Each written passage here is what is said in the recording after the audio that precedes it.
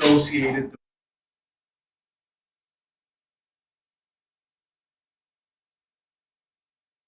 ants. Check. Madagascar.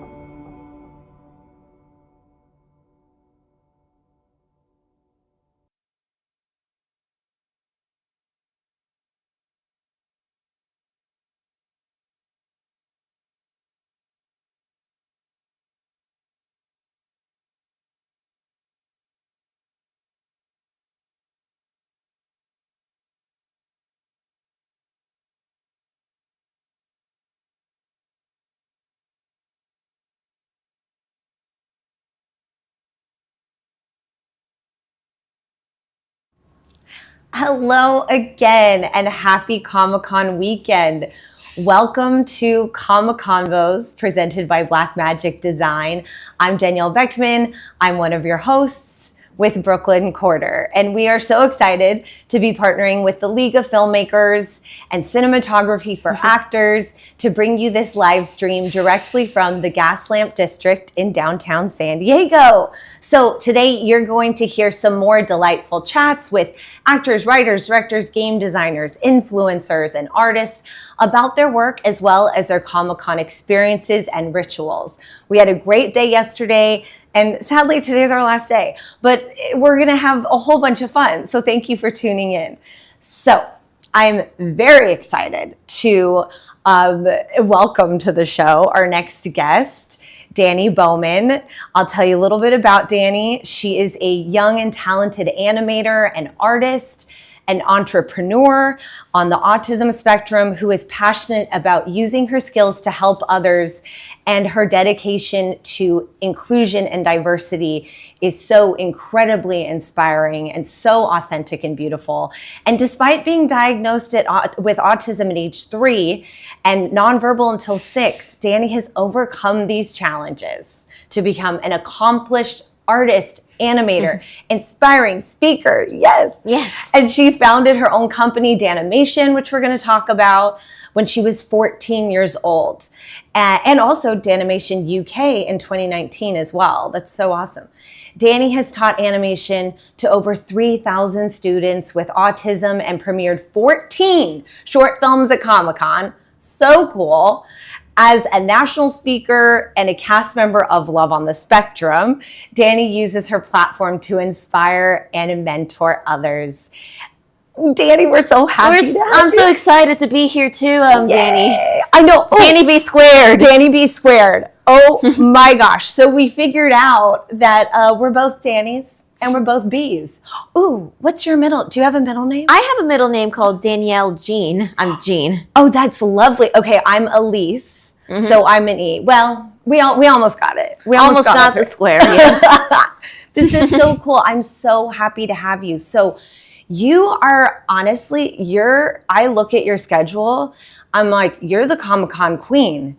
You are everywhere. I would love to know, kind of just kicking us off here, like, do you have anything when prepping for a big weekend like this? Like any tips or tricks you would like to share? So definitely, sure. So one of my biggest tips for anybody that is new to any con, please be sure you have the Comic-Con app whenever available, or get the handbook with you.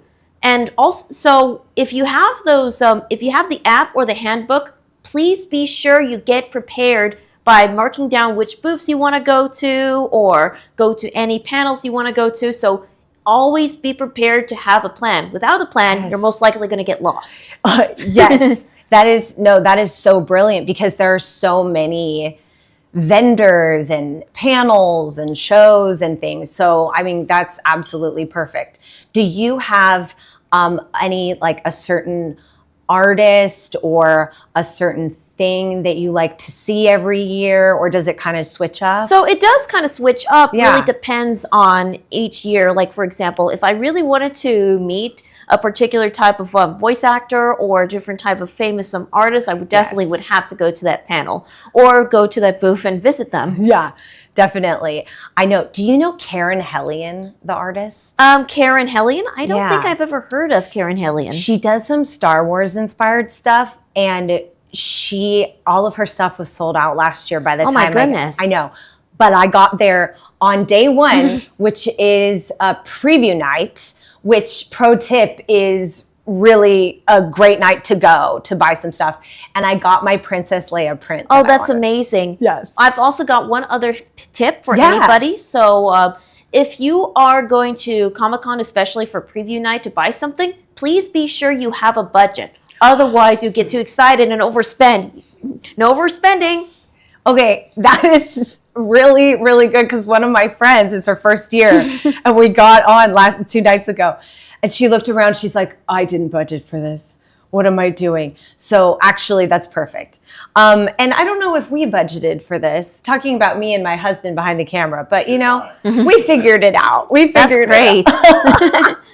So, okay, we're obviously here at Comic-Con. I mean, look at my dress, right? It's like there's comics. It's all about, there's animation is one of the biggest topics and things that is discussed here, right? From like independent makers to much bigger companies and comics. And so I would love to talk about Danimation, and I saw it was your 15-year anniversary. That is definitely true. And speaking of the 15-year anniversary, one of our greatest of honors is that we're premiering 2 animated short films, the completed version of Too Smart to Be Trendy, which is about a young girl who tries to follow the trends with other teenagers, trying to follow the trends, but it's a struggle between following trends and being your true self, what I really like. I love that. And the second one, this definitely features the famous voice actress Rosie O'Donnell, who plays as the mom of the main character, Ruby. That is so cool. Okay, so Too Smart, actually, let's talk about this. Because you have Too Smart to Be Trendy as well as Isaac and the Firefly Queen. That's right. That is definitely correct. And this is created by my student who has autism named Peyton Hepler. Fantastic. She's amazing. She's a really amazing, talented animation artist. Despite her, this is called speech impediment. Okay, that is so cool. So you mentored her into she has been my student since 2021. Amazing. And they are both going to be showing tomorrow. And I believe we have a graphic for that. But whenever you guys put that up, that's great. But they're going to be tomorrow, Sunday at noon in room 9, where you can see them. And will you also be speaking about them tomorrow? Oh yes, definitely. And before the big day and before the Q&A, on Saturday, I'm definitely going to be part of the press conference at 2 p.m. Awesome. Actually, no. I mean 1 p.m. at room. I forgot the name. I know. It's okay. There's so many numbers in rooms. I don't know. Yeah, do you know? Room 22. Room 22. Room 22. Awesome. It's going to be at room 22. Okay, perfect. So room 22, and today is Saturday. So today, I don't even know what day it is. It's like, this is why you need your schedules and things, right? So perfect. Okay, that is so exciting. And so I love this idea of Too Smart to Be Trendy as, someone kind of trying to fit in and find their true authentic self. And do you find sort of like a theme in the films that you make? It varies in different themes. Like over the years, I've always submitted a short film depending on the theme, or it does really depend, okay. And it also really depends on the creator or the writer who creates the idea before I bring the ideas to life. That's cool. Okay. Do you ever like to do your own writing as well, or do you kind of like to collaborate? I do my own writing, but I also collaborate with some others. That's so cool. If you had to pick something, would you go like more like sci-fi, or would you go like more comedy, or do you have a favorite sort of genre? I don't have a particular favorite genre, but I really like more like adventure, or more like or maybe more like travel themed. Oh, that's cool. Well, speaking of travel, you've been traveling a lot. You just went up to Northern California and back, right? Oh yes, because that was for Stanford University's Neurodiversity Project camp. Oh, cool. Okay. And were you a keynote speaker up there? I was a speaker there, and I spoke to, there were over 30 students at the camp that are attending, and they're learning about how to create an advocacy project to help neurodiverse individuals go through into the workforce. Oh, that's awesome. That's so cool. All of these, I just can't believe, I remember looking at your Instagram and it was like, be right back. I'm like, that is so cool. Okay, yes. Oh, and real quick, back to Too Smart to Be Trendy and Isaac and the Firefly Queen. the official name of the festival is the San Diego International Children's Film Festival. That is absolutely right? correct. Yes. So check that out.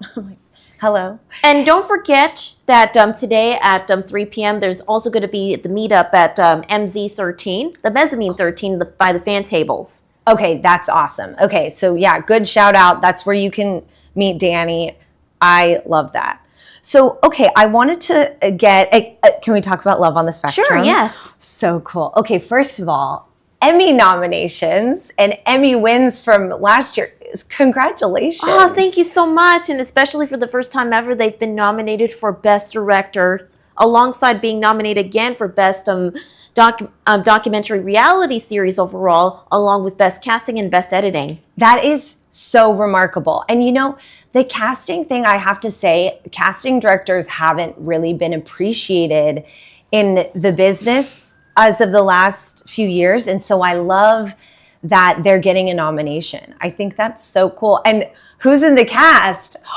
That's definitely me. Okay, and, so that's cool. And also in the season 2 cast, there's also Abby and David, who are the best couple.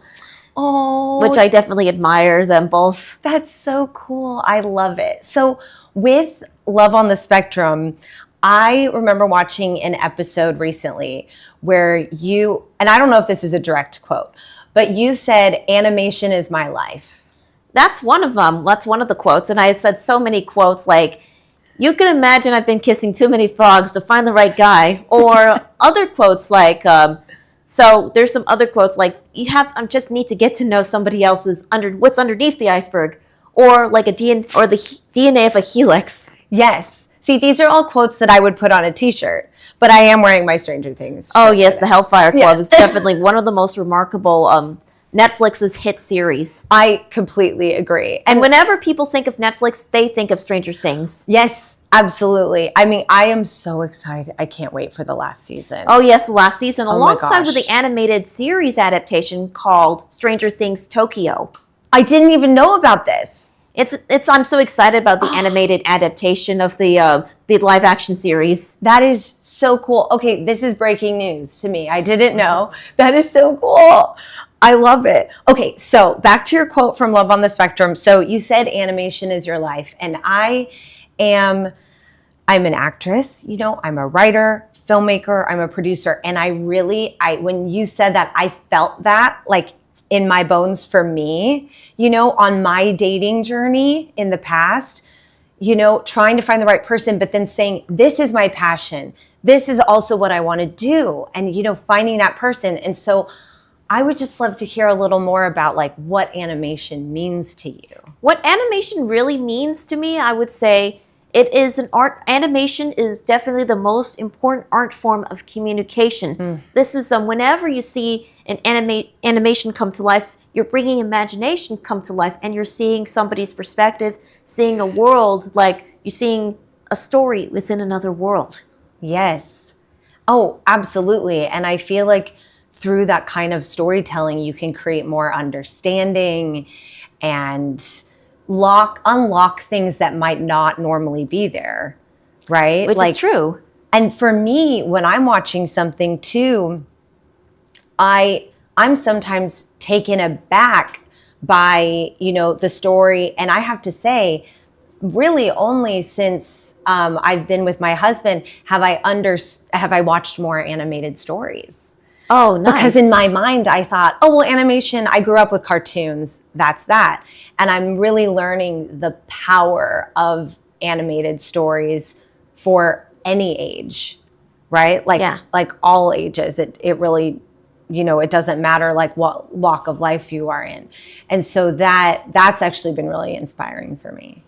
So is there anything that you would like to share that you have coming up? Like we have a screen graphic that'll say where people can follow you and look for your work.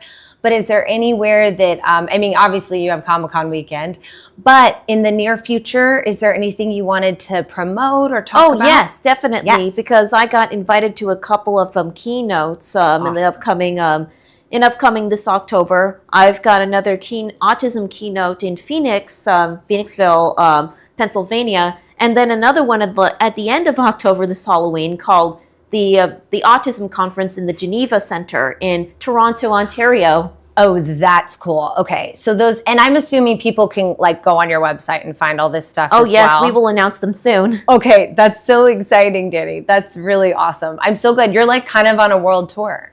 It's awesome. You're popping around. Oh, thank you.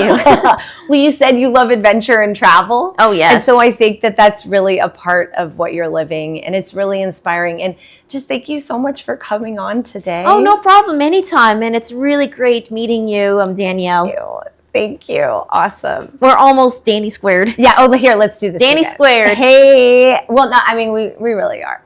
But we just want to thank you guys so much for tuning in. And yeah, I mean, you heard it here first. Get your schedules together. Get your budget together. And follow Danny. Don't forget to wear comfortable shoes. Okay, yes. So comfortable shoes. Also, I messed that up. On the first time I came. And so yes, comfortable shoes as well. And water, And snacks when you're in big, long lines, or because the food here may be expensive, but a little bit on a mediocre quality though. Yeah, no, we're sorry, but it's true. You heard it here, San Diego Convention Center. I totally agree. And yeah, so I think that's all for today. So thank you so much for tuning in, everyone. We'll be back in about 15, 20 minutes with our next guest. And we're just so happy to have Danny on the show. Thank you so much again for coming. Thank you so much for having me here. Yes, of course. Okay, now we can wave. Bye. Bye-bye. We'll see you soon.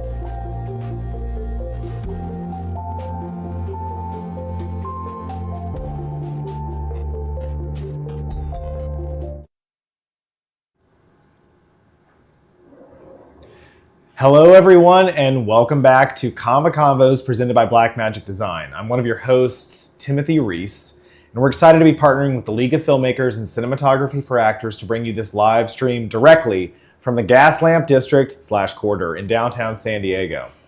And we're also excited to welcome Shauna Germain to our show. Shauna is an award-winning author, editor, and game designer, creative director, and the co-founder of Monty Cook Games. She's penned hundreds of poems, essays, short stories, novellas, novels, games, and articles. And we are so happy to have you on Thank you for having me. Shauna. This is so fun. And what I love about this especially is that this really was the coldest of emails for you to be here. Because Those are my favorite. right, because it's almost like this weird twist of fate, which is going to be great for what we're going to talk about today. Oh no. But the entire reason that I know you is because I am a fan of a podcast, which is a mega, like Goliath of a podcast at this point with so many fans. I sent them an email, a cold call email, being like, hey, you don't come to Comic-Con, would you? And they said, no. Like, explicitly. They're like, not really our thing. But you should talk to Shauna. I feel like this is how a lot of opportunities happen for me. You've developed the reputation of like being the person to talk to. Yeah, you are the asset that is deployed.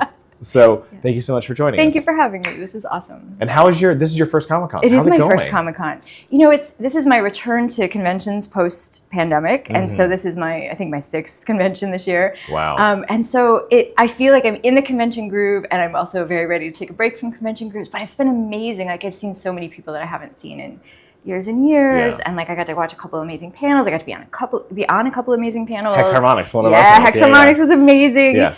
And so, I feel like, you get to that place where you're like tired, but you're also sad that it's getting close to the end. So that's where I'm at right now. And a little raspy. Is there anything that's been really stand out from, because San Diego Comic-Con famously has this enormous exhibit hall. Yeah. And which is like, I feel like it's like an aircraft carrier on the inside. So like, I think they build rockets in there. Yeah. Is there anything then that's been really stand out from you being in there compared to other cons you go to? It's a tricky year because I have a concussion right now. And so being on the floor is a little bit like, ho. So that's new and I don't recommend it. Don't ever do that. But I do think like one of the things that I love so much about that is that you get to see people who, like for me, I was a huge comic fan growing up. And so you get to see like artists who are still doing the work of things that they drew when I was a kid. Yeah. And they're just standing there in front of you. And I don't know, there's just something so magical about that moment where you're like, that's a real person who's done a real thing like for a really long time and like honed their art and had a huge impact on me and my love of stories and my love of art. And I just find those moments really magical. When you were growing up, did you have that? Because this is for me, is that I have this wall that's put up with whimsy where I don't want to know the behind the scenes of something. Oh yeah. I don't want to ever peek behind the curtain. I want the magic to just be the magic. I don't even want to talk about it, right? Like I don't want to go near it. Like we do not pierce the veil. And so the question was, did you find that experience? Because I know that when being an adult, meeting the creators of these shows, their perspective is so sometimes radically, it's radically different, but also really interesting. Yeah. Like a family friend of Danielle's wrote the Gummy Bears theme, right? And like I still sing it, And meeting her was so wild, right? Because I'm like, wow, you wrote this thing that like shaped my sense of music. Yeah. Isn't that fantastic and amazing? And like, it is that sort of don't meet your heroes thing because you just never know, right? You just like, And so on one hand, like as a creator, I ascribe to be the kind of person who never says, I'm so sad I met her, right? Because I never want to break that sort of in a bad way, break that veil in a bad way, right? I always want to add to the experience of the things that I've written. But I do think as someone who loves creativity and creators, that chance to see like how they think and how they because every creator is so different and has their own, like our brains are so fascinating. So like if they're cool and awesome, I love that opportunity to kind of get to know just sort of what's going on behind there. The one place that I don't do that is I don't like to listen to actors. Like if I really, really love a thing, that I don't really want to listen to the actors talk like about the thing, because somehow that breaks the immersion for me. I mean, after time, that's okay. But if I've just watched it, I'm like, no, turn it off. I don't want to see that. Have you seen the Lord of the Rings DVD commentaries? Yes. Okay, that's a special But that case. was like, that's different. I love that there's like a revival of those on Instagram right now. Really? Like people just keep clipping them, and it's amazing how it's like it's scripted. That's awesome. Because they talk about pranks they did to each other. And there's one of John Rhys Davies and Orlando Bloom talking about this whole thing about them being in canoes, learning how to paddle. And he's just like, Orlando doesn't know how to paddle a canoe. And it cuts to Orlando. He's like, he said that, did he? Is that what he said? That man is incredible. That camaraderie is so. Yeah. I mean, that's such one of the great parts of creativity Yeah. is that camaraderie behind the scenes, where you're exhausted and you're trying to make a thing and you're full of ideas and you don't really have any place to put them, and so you turn them into pranks. Like I think that's amazing. Oh, speaking of camaraderie, that's a nice pivot to the reason that I got in touch with you in the first place, which is this wonderful thing you've created, which is the RPG for the podcast Old Gods of Appalachia.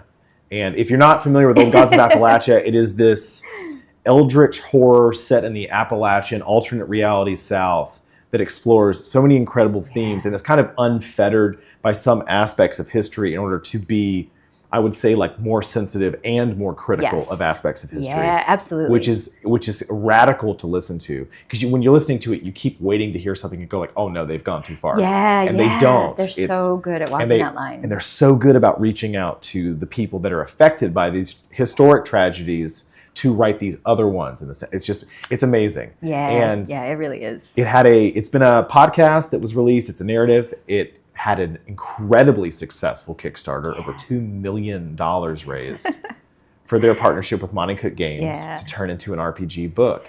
And I would love to talk to you about that. No pressure at the $2 million mark. We were just like, whoa. Yeah, because you're taking something that is, in the rawest sense, oral storytelling. Yes. And going, okay, this is a script that maybe isn't bound by needing to follow. I mean, it's not bound by needing to follow any mechanics because it's a story. Right. And there's always that wibbly wobbly aspect to Old Gods, which is like, how strong is something? How good is something? How bad is something? Yeah. So what was that like whenever you needed to go, okay, we have this project. It's this incredible kind of vague, long storytelling on the back end, meaning that there's so many mysteries unexplored. Yeah. And now put numbers next to I things. know, right? And it was play so a game. hard. Yeah. Yeah, so first I have to tell the story of fate, how this came into be. Please. Because I have a friend named Jordan Shibley who writes this amazing thing called Dread Singles, which are basically sort of, I'm probably not going to describe this right, but it was like, for a long time, it was really popular on Twitter, where it was like single monsters looking for single monsters. And it was really beautiful and delightful. And so we've been friends for a long time. And he was like, hey, I know these other people are friends of mine, and they're looking for someone to do a game. And they had sort of a experience where they had met with people and they couldn't kind of find the right fits. Right. And so we met with them. So that was like a fate moment too, where like, we didn't know them. We knew of them and we'd listened to their podcasts. And so we got together. And then when we started talking about the storytelling of games versus the mechanics of games, that's when we really knew that it was going to be a really good fit. Yeah. Because you're right, like so many of the monsters, for example, just as an example, in their setting, don't even have names, and that's what makes them so scary. Or if they do have names, it's like this malleable maybe kind of name, or they have 6 names, and that like really, the deer. The deer that is not the deer. Yeah, the stag. Right? Which is like, this is genuinely horrifying. It is. Even as like a longtime D&D player on shows, like they are scary monsters. They are. And part of the reason that they're so scary is because you never see the whole thing. Yeah. And they don't have a name. And like if you were like, is this a level 10? Is this level 6,000? Like what's the range here? So one of the real challenges that I love so much, because I am such a storyteller at heart, was taking these creatures that didn't have names and didn't have stats and actually had like really malleable abilities. Like sometimes they could do one thing and sometimes they couldn't, and sometimes they could grant boons, but they were really complicated. Right. And then making them into something that was able to be played at the table by giving them, like you said, numbers, which makes them instantly less scary. Yeah. Names, less scary. 14 hit points. And you're you're really? like, okay, right. Why did they just punch them in the story? Right. Does it make any sense? Right. So like one of the things that we were able to do is give them really interesting sort of abilities or unique talents and make it so that the players never knew which one they were going to use. Right. And then give the GM a ton of advice on like how to keep these monsters scary, how to make sure that you're not over-explaining or oversimplifying, never tell them the numbers, never like really showcase the abilities, never describe sort of fully. And so we did a lot to help the GM really maintain this sense of horror and WTF and like all of the essences that you get when you're just doing a listening experience. Yeah. And I love that kind of challenge. That makes me happy because I'm not super into the mechanics. I would much rather tell a story. Yeah. And so like if I could have gotten away without giving them numbers, I probably would have.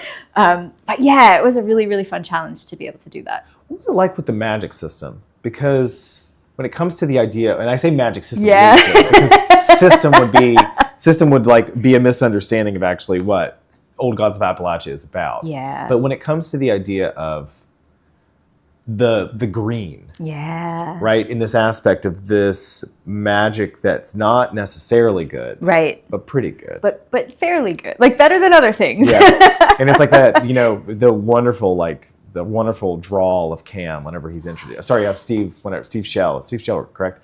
Whenever he's introducing these characters and he's like, in the deep green. And it's kind of like this beautiful voice. yeah. And so what was it like whenever you were doing the concept of how these magics are supposed to be manifest, especially compared to something like Dungeons and Dragons, right? Which has you can wrap your head around it. Yeah. It's almost academic in some sense. Yeah, very much so. Because yeah. the spell slot, the entire idea of the spells is that the whole rules lawyer thing comes about from going, well, listen, okay, hold on.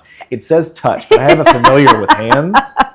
So can my familiar cast it if they touch someone with their hands? And it's like, it's the rule of the thing versus the essence of the thing in Yeah. many ways, right? and so like, how did you kind of wrap your head around that aspect of thinking about the weird that needs to Yeah. happen? Well, thankfully, like weird is kind of one of my loves, and it's one of the loves of our company. We do a lot of weird stuff. So one of the great things is I was able to listen to the podcast a ton. I read all the transcripts a ton. And then I also read a lot of like other things that were written from and for Appalachia. So like fiction, but also nonfiction, like there's tons and tons of books out there that are like the folklore remedies of how to make magic and like Right. all this kind of stuff. And so I really immersed myself in it, I would say for like 6 months before I wrote a thing, because I wanted to feel that essence. I wanted to know. And I grew up sort of in upstate New York, which is sort of on the borderline of the Appalachian region. Yeah. So like a lot of like the sayings and some of the like really cool beliefs and like the way that I pronounced words all sort of meshed with that anyway. So it's kind weird. of interesting. It's weird too, because I lived in, I grew up a big portion of my life in Appalachia, Yeah, North yeah. Carolina. And so it's like, it's just really, it's really odd how that is a very specific pocket Yeah. of the American geography. I mean, first of all, it's like one of the oldest mountain ranges in the world. But also this weird, it's like this game of telephone with this Yeah, tradition yeah, that yeah. is just in Yes. Appalachia. Very oral. Yeah. And it's, So sorry, I didn't mean. No. Yeah. I mean, Yeah. I got thinking because I also wrote this dinosaur game, and it was, and then it has the Appalachian Mountains in it, of course, because that was part of that like space too, which Yeah. is just so cool. Sorry, I got excited about something else. So I immersed myself really deeply in like the language and the magic, and then I think the way that I really came through that was that everything is malleable and everything is unknown. Like one of the big things about the podcast is like you can't know the old gods, because if you know the old gods, the world is over, right? And so we didn't put any of the old gods in the book because they are, if they ever showed up in your game, it's done. The party's done, They're right? out. The world is done. And so sometimes like keeping that mystery by not breaking the magic down too much is really important. But we did a thing too where we have ciphers, which are kind of our magic items. And for each of those, you have to like do a thing. You have to do this homebrewed ritual, and you have to like go get the graveyard dirt or whatever I the love thing that is. so much. Because it's so hands-on. It's such hands-on magic. It's such homebrewed magic. Yeah. With the And wards. so, yeah. And even things like, if you have a magic item and it breaks or it fails to work, like in order to keep using it, you have to go find the entity that is somehow, works with that magic item. And you have to decide whether you're going to take their bargain in order to make it work again. Right. And like, I feel like this game is so much about like heart and hope. And so like, and bargaining and like, like keeping your honor and family. And so we did a lot of the magic with like, what are you going to give up for this power? Oh, wow. So that you have to make a choice as a character all the time of whether you want to, do you really want to save your friend? Well, what are you willing to give up? And I think that's just such a beautiful place at the table. I like the idea of it being safe and unsafe, like an Yes. unsafe choice, right? Yeah. Where you're allowed in this, you're in a game, but at the same time you forget in a safe way, to make these incredibly bold and dangerous choices that are outside of your comfort zone. Yeah, because it mimics life, right? We're always making choices that are slightly unsafe. And so if we make them in a game and we get to make them and we get to experience them and do things that we might not do in real life, you can sort of scale that back and relive that experience and make choices. And I think that's one of the great things about stories. And this just sort of takes it to the next level. Yeah, I remember the fact that there are caves in the Appalachian Mountains that are older than bones. I mean, how is that even possible, right? Doesn't that just break your brain, but in like the most beautiful way? I love that so much. Yeah, it's just wild. So bringing it now to what you're working on now.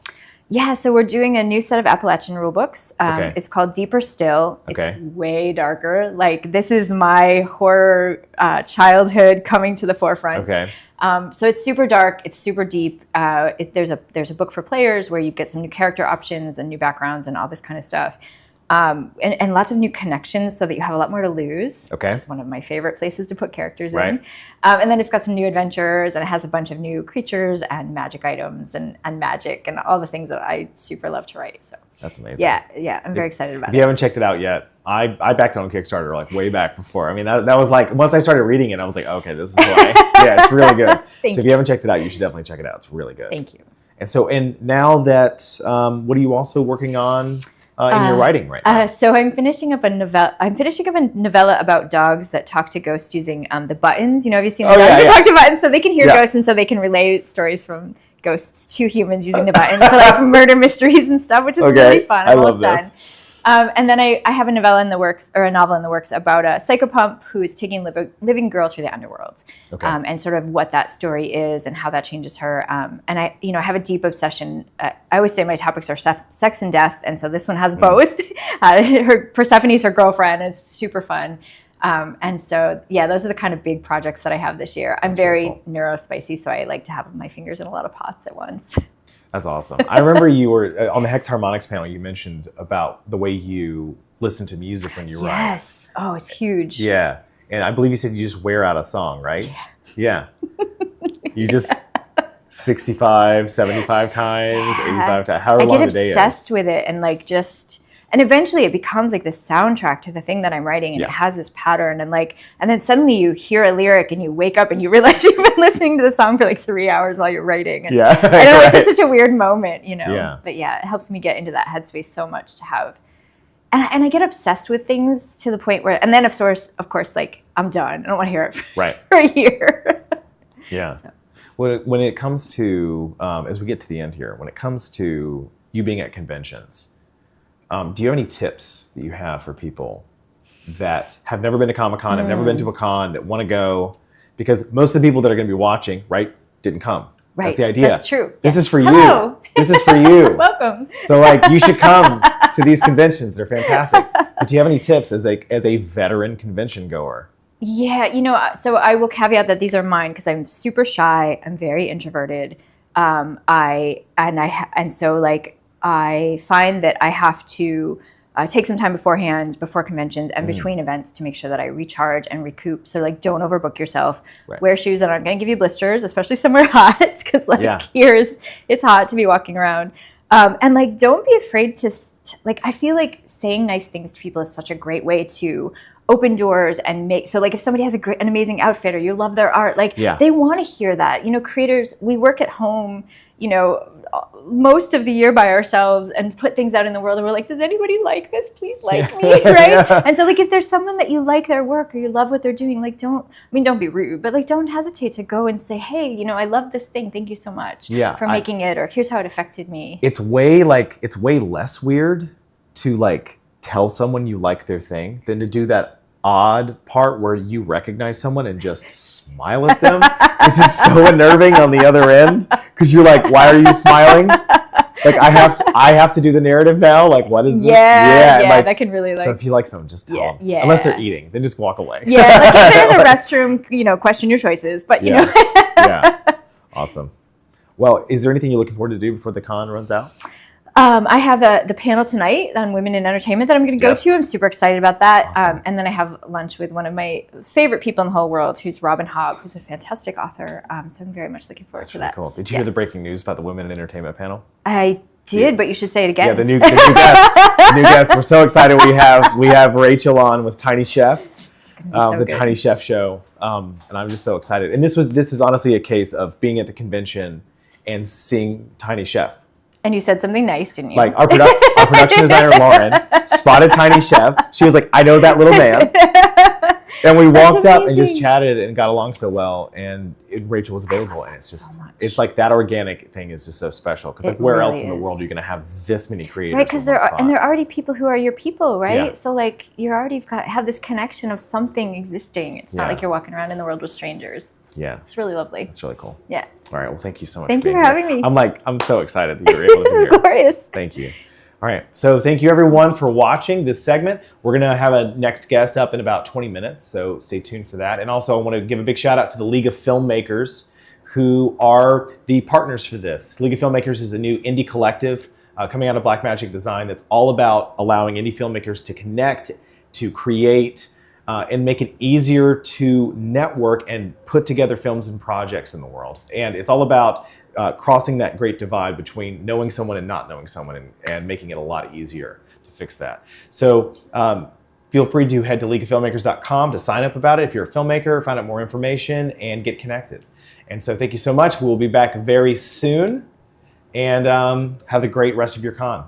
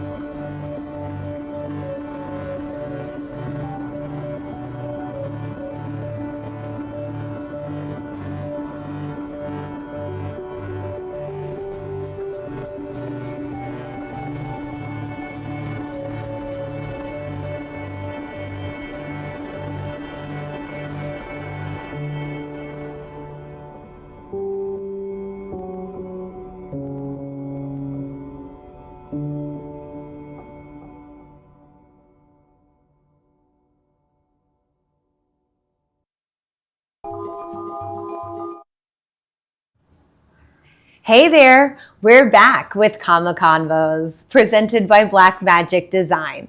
I am one of your hosts, Danielle Beckman. Welcome back. We just had an awesome segment with Shauna Germain and Timothy Reese. So we are so excited to have you back again. We are partnering with the League of Filmmakers and Cinematography for Actors to bring you this live stream directly from the Gaslamp District in downtown San Diego during Comic-Con. I hope you all have been having an amazing con weekend, and let's get to our next guest. I'm very excited to welcome Francesca Escarraga to the stream. Francesca is an award-winning producer, writer, and director, and she likes to utilize the visual medium of storytelling and written word to empower the voiceless and create meaningful stories that induce positive change in society. Yes! Love that. She also serves, which we'll talk about, as an event programmer and manager for New Filmmakers Los Angeles and Little Cinema as well. She has brought to life some Academy Award qualifying and award-winning films and series. She's worked on so many notable Hollywood projects such as Netflix Bridgerton. Have you heard of it? Queen Charlotte. I could keep going. Also, The Legend of Vox Machina. Yes, talk about Comic-Con. Yeah. So cool. She was awarded Best Producer at the 2022 Orion Film Awards in New York City and recognized by the City of Los Angeles' Mayor's Office for fostering the future generation of entertainment professionals through New Filmmakers Los Angeles' Stage 5 Cine Sessions mentorship program. That is so cool, and say that 10 times fast. That is so awesome. Welcome to the show, Francesca. Thank you for having me here. Yes. It's my first Comic-Con, just so you know. Okay, so see, this is really cool. So this is her first Comic-Con, everyone, which is so rad. I want to hear, what are your first impressions? What's your first take? What are you learning about your first con? Honestly, energy is out of this world. Yeah. And honestly, seeing the IPs come to life, it's just beyond your wildest imagination that it's possible for people to support the art that we're creating to this level. Right? It's just amazing how, a figment of your imagination just comes to life. That's and so people cool. actually support that and also make it their personality. Isn't that amazing? Yes. So it's been so great. Cool. Have you seen any favorite cosplay, costumes or anything? Well, honestly, yesterday I saw the whole Barbie gang. Oh So my gosh. I was living for that. Oh my gosh, that's so yeah. cool. Were they on rollerblades as well? Yes, the whole shebang. Really. Okay, that's awesome. So you didn't do, did you go do cosplay this year? Unfortunately, no. Okay. But this is me probably channeling Kris Jenner or something. Okay, perfect. Is it giving that? I'm obsessed. Oh my gosh. What if there was a Barbie cosplay and then the Kardashian cosplay and they Seriously. had a battle in the middle of the convention floor? Okay. Honestly. I think I just created an event, right? That would be so fun. We'll plan it for sure. Okay, we'll plan For it. next year. Awesome. No, I love this so much. And I really like to get the kind of first impressions for people on their first time. Yeah. So if you were to come back next year, what have you learned? Would you do anything different? Are there any tips or tricks you've learned that you're actually next year I'd be better prepared XYZ way? Honestly, have a schedule prepared. Boom. Because honestly, I did have a schedule, but then I didn't expect that, places could be far from each other. Yes. So I was running around and I was like, okay, I need to be better prepared next year and actually choose the programs that I could actually go to. Because I kind of missed a few programs just because I don't know where it was. Right, I know. So I need to know the map better probably.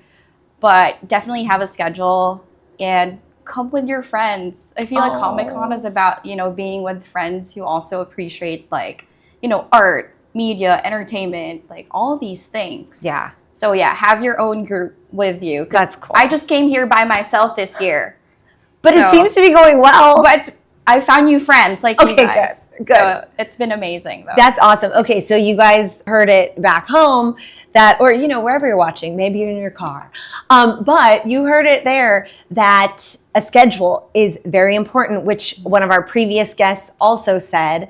And even if you can't stick to the schedule, at least you have a skeleton and then you can pivot within there. Absolutely. Because there are panels, there are activations that are happening outside of the convention center. Yeah. There are signings, there are meetups, you know, so yeah, I think I think we hit the point, I think you got it. Okay, this is so cool. I want to dive in and chat a little bit. So let's talk about New Filmmakers LA. So I had my first experience with them a couple months ago. I went to a screening there. That's amazing. And yeah, I saw Riley. Okay, awesome. Yes. Yeah. Yes. Shout out to Loris Carano, Yes. a friend, and she's producing No Rules, a film that I'm working on as well. Oh, that's and she also amazing. produced Riley. So we love New Filmmakers. So Thank you. it's I noticed that the culture around it was just, I don't know, it felt really expansive. It felt like you guys were really trying to meet people and bring people in, which in a big city such as Los Angeles, you know, in the entertainment industry, it can feel a little bit daunting. Yeah. So I love that is happening. So New Filmmakers LA is also a part of the League of Filmmakers. Yeah. Shout out to the League, which is so exciting. Yeah. And so tell me a little bit more. I would love to know specifically for you doing like programs and events and things. Yeah. What does your day-to-day look like? And kind of how do you love to contribute there? Like what's your work there? I'd love to know more. Absolutely. So for me, I'm more of the front-facing part of the organization. So I do go to a lot of like industry events, and I promote the organization to, you know, people in the industry and also filmmakers. Oh, cool. Okay. So what we do at New Filmmakers LA, as you know, that we support and provide a platform for independent filmmakers to showcase their work to a global audience. Awesome. So that is like our, you know, goal. Yeah. As to why we do what we do. And since we screen a lot of films every year, we get a chance to, you know, show a lot of stories from underrepresented voices that, you know, we desperately need in this industry. And what I love about what we do is that aside from, you know, showing people's films, we connect the filmmakers to industry executives who can help them, you know, propel their careers forward. So I feel like, you know, us being filmmakers as well, we understand the system. So we can create a system that actually serves, you know, the filmmakers and also the industry. That's so cool. Okay, this is kind of a silly question that I have now, but I really want to know. Tell me. You go to so many events, right? Yes. Okay, so how do you remember people? Like, do you have, I know we're talking about like Comic-Con tips and tricks, but like, do you, if someone enthusiastically comes up to you and is like, Francesca, hi, do you have any tools in your tool chest as to how you interact with someone who you maybe don't remember? Or how do you have a trick to remember names or anything like that? Well, honestly, like, if a person introduces themselves to me, like if you do have a personality, I would easily remember you. Yeah. So I feel like when you go to these things, do have something to say that people would remember you. Ooh, that's good. You know what I mean? But I suck at names sometimes. Yeah. But honestly, I follow people on Instagram. Like once we connect like on Instagram or LinkedIn, then I get to know more about you. And then eventually I would remember you that I met you at this event. Okay, cool. And honestly, like social media is very powerful. Yes. So meet people in person, but then connect with them, you know, on social media and eventually meet them again in person. Right. So. I think, no, it's honestly, if you think about it, you know, going to parties 10 years ago, you wouldn't have that like literal, I mean, I know Facebook is called Facebook, but it's a book of people's faces so that you can put that together and connect those dots. Right. That's actually really helpful. I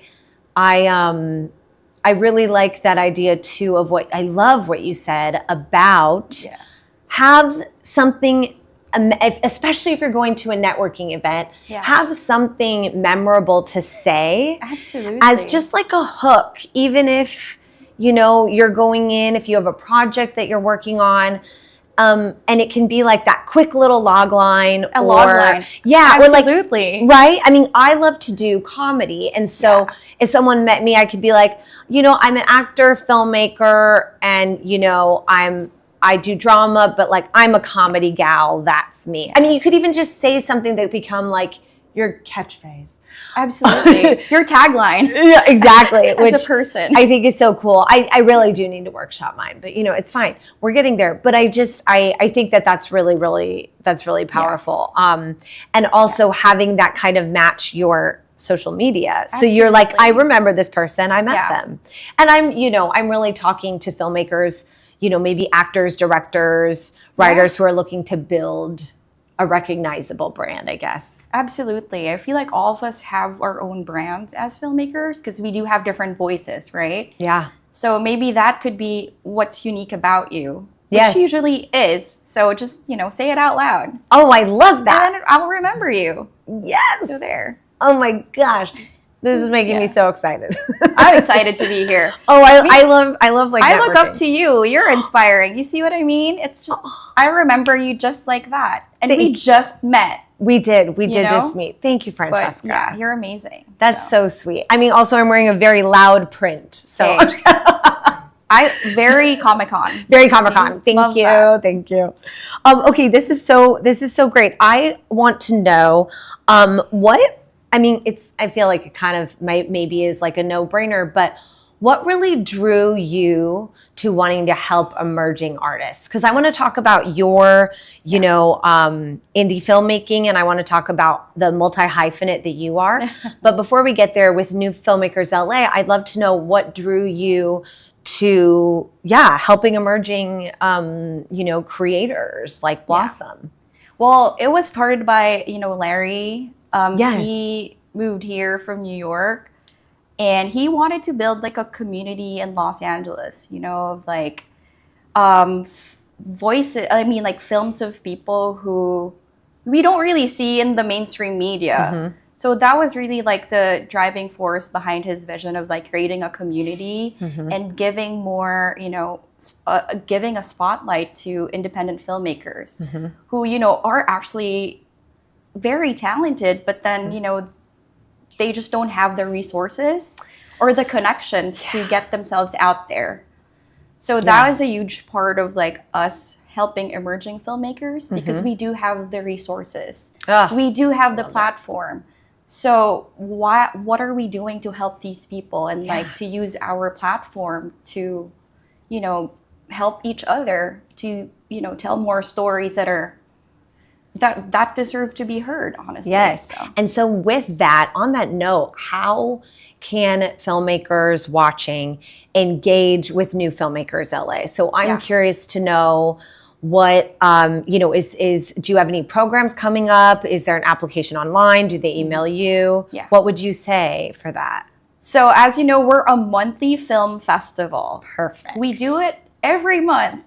So there is always an opportunity to submit your films, and we don't have a deadline. So just make sure to submit anytime and we'll program it through the year.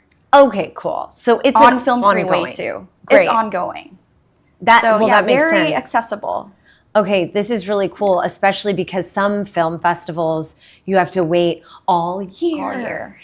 And you're just sitting by your computer hitting refresh. Yeah. I have no experience with that. Just kidding, I do. Same here. No, I do. So yes, it's monthly, and then also you can tune in. You can go monthly, see new films, engage. Isn't there usually like a cute little photo moment? You can take a picture. Absolutely. We have the red carpet for you every month. Oh my gosh. Yeah. Okay. Every month. Don't we love a photo op? I mean, absolutely. Hello. I do. Okay, I want to talk about you as the writer, director, multiple things that you do. So we talked a little bit already off camera about social impact storytelling. Absolutely. And I would love to know, how a lot of your independent film projects revolve around this idea of these stories that kind of at the end, when you like cut them together, like this is a social impact film. So I would love to know how you got there and what brought you into that. Yeah. So I became a writer first and foremost, not for the prestige nor the credits, It's because I want to empower people and also, make an impact on people's lives. Yeah.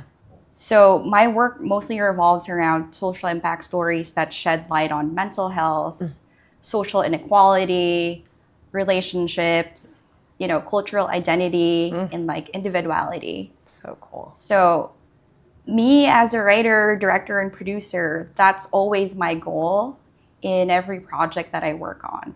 I always ask myself, how can I use my, privilege, resources, and also just, my platform to help people to just get themselves out there and also just have, sympathy for their stories. Yes. Because again, there are so many stories out there that we never hear just because like we're focusing mostly on like commercial film. Sure. Right. So there. Sure. No, I think that is so important, and I would love to know, is there a one of your films in particular that like you could tell us a little bit about that you in the vein of social impact, like maybe give us the log line. Well, I did work on a few films that I'm very proud of. Like one was about Alzheimer's disease. Yes. So just raising awareness on, people suffering from this disease because there's no cure as of the moment. I think they're working on it, but there's still not a cure about that. And another one is about shedding light on differently disabled communities. And the other one is about mental health, which I just wrapped recently. Congrats. Thank you. Yes. But it is a story. I feel like I would discuss more on the mental health project that I did because it's the first project that I directed. Oh my gosh. Yes. And it's something that I wrote as well. We love a directorial debut. So I'm in post right now. Yay. But it is about a story about grief and loss. A very personal story, but it's about two artists at a crossroads because of conflicting dreams and ambitions in life. So I wanted to explore the dynamics between like two artists, navigating a relationship together. Oh, I love that. And also the anxious and avoidant attachment, if you've heard about that in psychology. Yes, I have. So, I actually was looking at a chart last week. Stop. In preparation for Comic-Con. Anxious? Secure? Do I have a secure attachment to Comic-Con? I'm not sure. No. Oh, yes. No. And maybe for our viewers, just quickly explain about those attachment styles in your film. So the two protagonists, basically, they have opposing attachment styles. Okay. And this is what usually happens in relationships.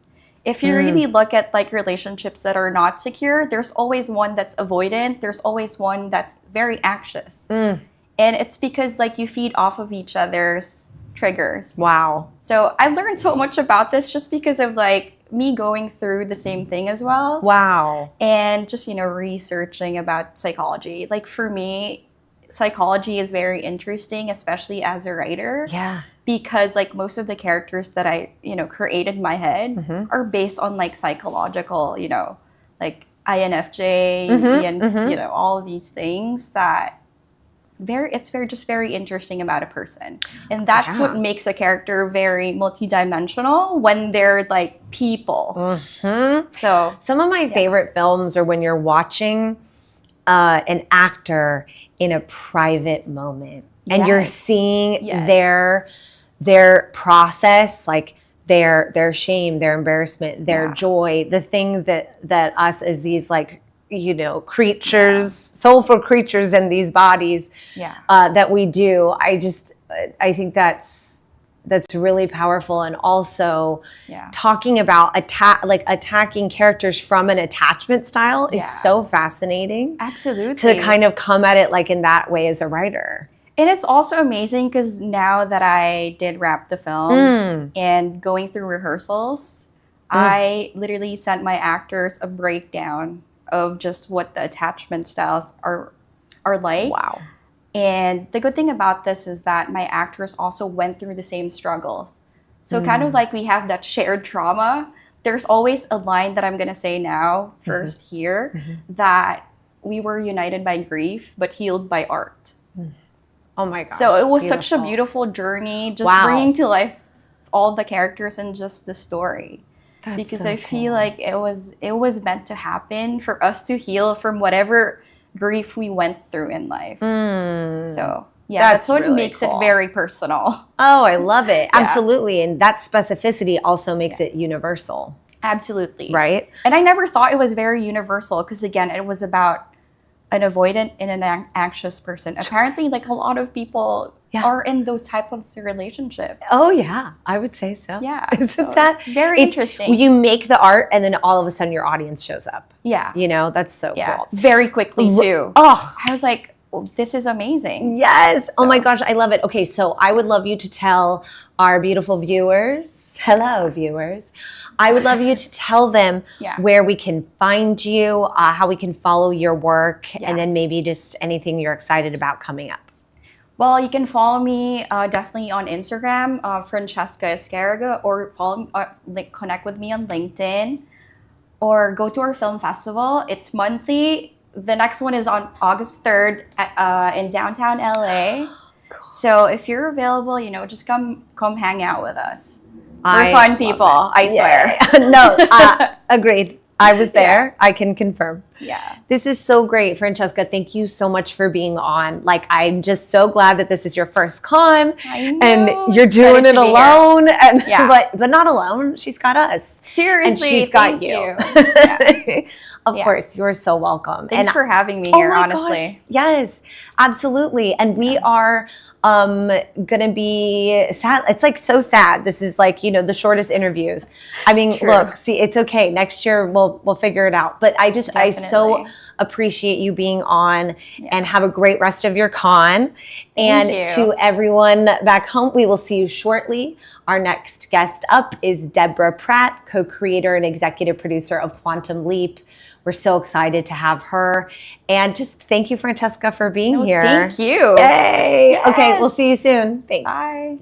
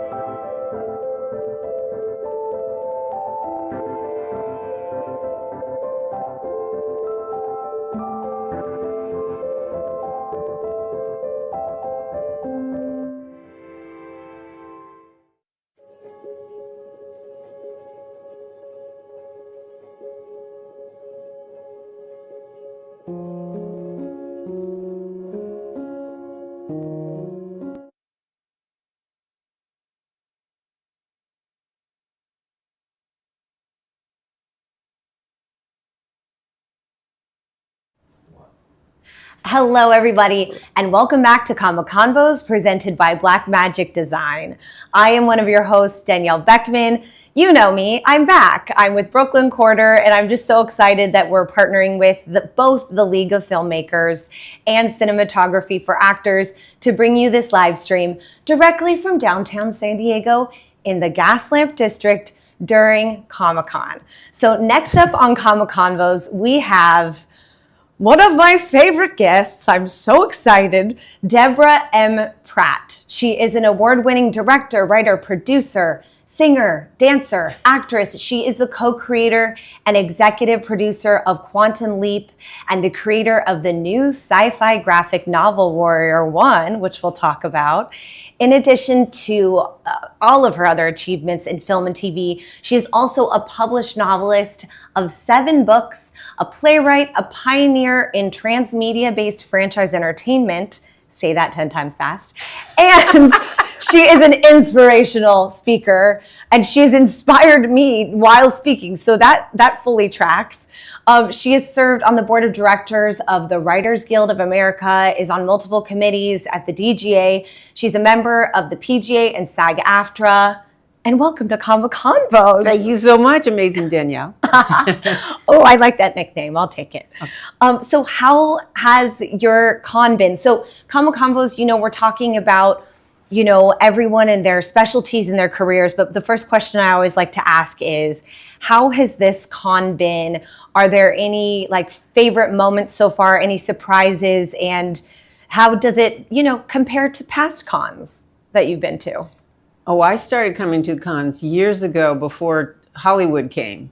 Okay. So it was small and intimate and family, and you go down Artist Alley. I hired so many artists for projects in Artist Alley years over the years. And then Hollywood came, and it just blew up in a whole other way that was exciting, but at the same time, I thought so much of the originality and the comic book talents just got pushed back into the shadows. But mind-blowing, the drone and fireworks. Did you see that the other night? You know why I saw it? I saw it on your Instagram. Oh, Wolverine. You broke the news to me. Oh, I did? They had the most amazing, so they did showed the film Deadpool and Wolverine. Oh my gosh. And then afterwards you came outside and they had fireworks. But then, and the sound was amazing, thousands of drones formed these images in the sky. Oh my gosh. Of Wolverine, of Deadpool, of fight scenes, of the blades coming out of his hands. It was amazing. Right. And you're over here going, I thought we were just going to see Artist Alley in a comic book. And now it is. It's a huge production now. Yeah. And it's really interesting. I feel like it's a balance because there is a love of that kind of ma and pa homegrown comic, physical media versus the big blockbuster films. Yeah. And were you here last year, by the way? Well, the strike was on, but I was on Quantum Leap, executive producing the new Quantum Leap. And I was so thrilled because I said to them, just make a presence for us there. And so they built, I don't know if you saw it. I did. Oh, the time travel setup where people could put on badges, go in to talk to Raymond Lee, who was an amazing star. The first #1 Asian American, but South Korean ever on the call sheet. Oh, wow. Yeah. So the diversity in the show was incredibly important. Incredible. Oh my gosh, that's yes, we because the line was so long, we didn't get to experience it. You're kidding because me. It was that popular. No, seriously. That is so cool. But that's why I think we should do a ride at Universal Studios Tours. Hello, do you hear that, Universal Studios? Universal Studios. Yes, we have our producers saying yes. A movie, a game, a ride at Universal Studios Tours. Quantum Leap, it's time to time travel. Yes. I mean, let's do it. Honestly, oh my gosh. I asked a filmmaker the other day, I said, what is your favorite genre in filmmaking? And they literally said anything with time travel. And I was like, okay, this is its own genre on top of sci-fi. But the reason that I asked about last year was because we got to come last year, and I had my Same Women in Entertainment panel. Oh, you did? I did, but it was approved by SAG-AFTRA because I spoke with all the panelists and I said, we're not going to talk about any projects.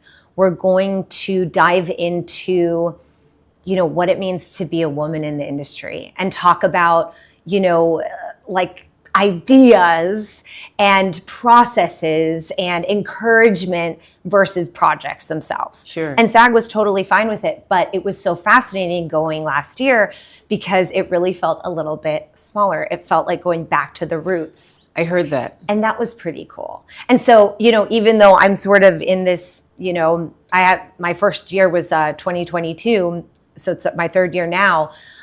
Last year is very interesting, the dynamic to just kind of feel that shift in energy, and the independent artist booths being packed, like really, really exciting. So, yes. And don't forget Quantum Leap ride. Thank you. Thank you so much. We're just going to put that out there again.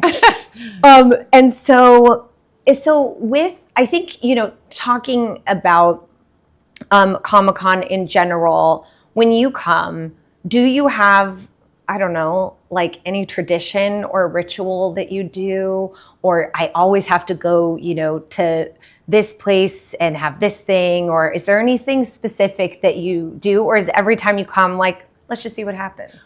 I always go to Artist Alley for sure. Okay. Yeah. I love the floor to see what, merchandise people are buying and what they're looking at. And I love to see the original comic book makers and how they present themselves. Because I know I used to have a booth and brought the Vision Quest, which are the precursors to Warrior One. Excellent. And it was a great opportunity to tell the story. Yes. Because you were right there with people. And I really enjoyed, here, I'll give you my 2-minute pitch. I'm ready.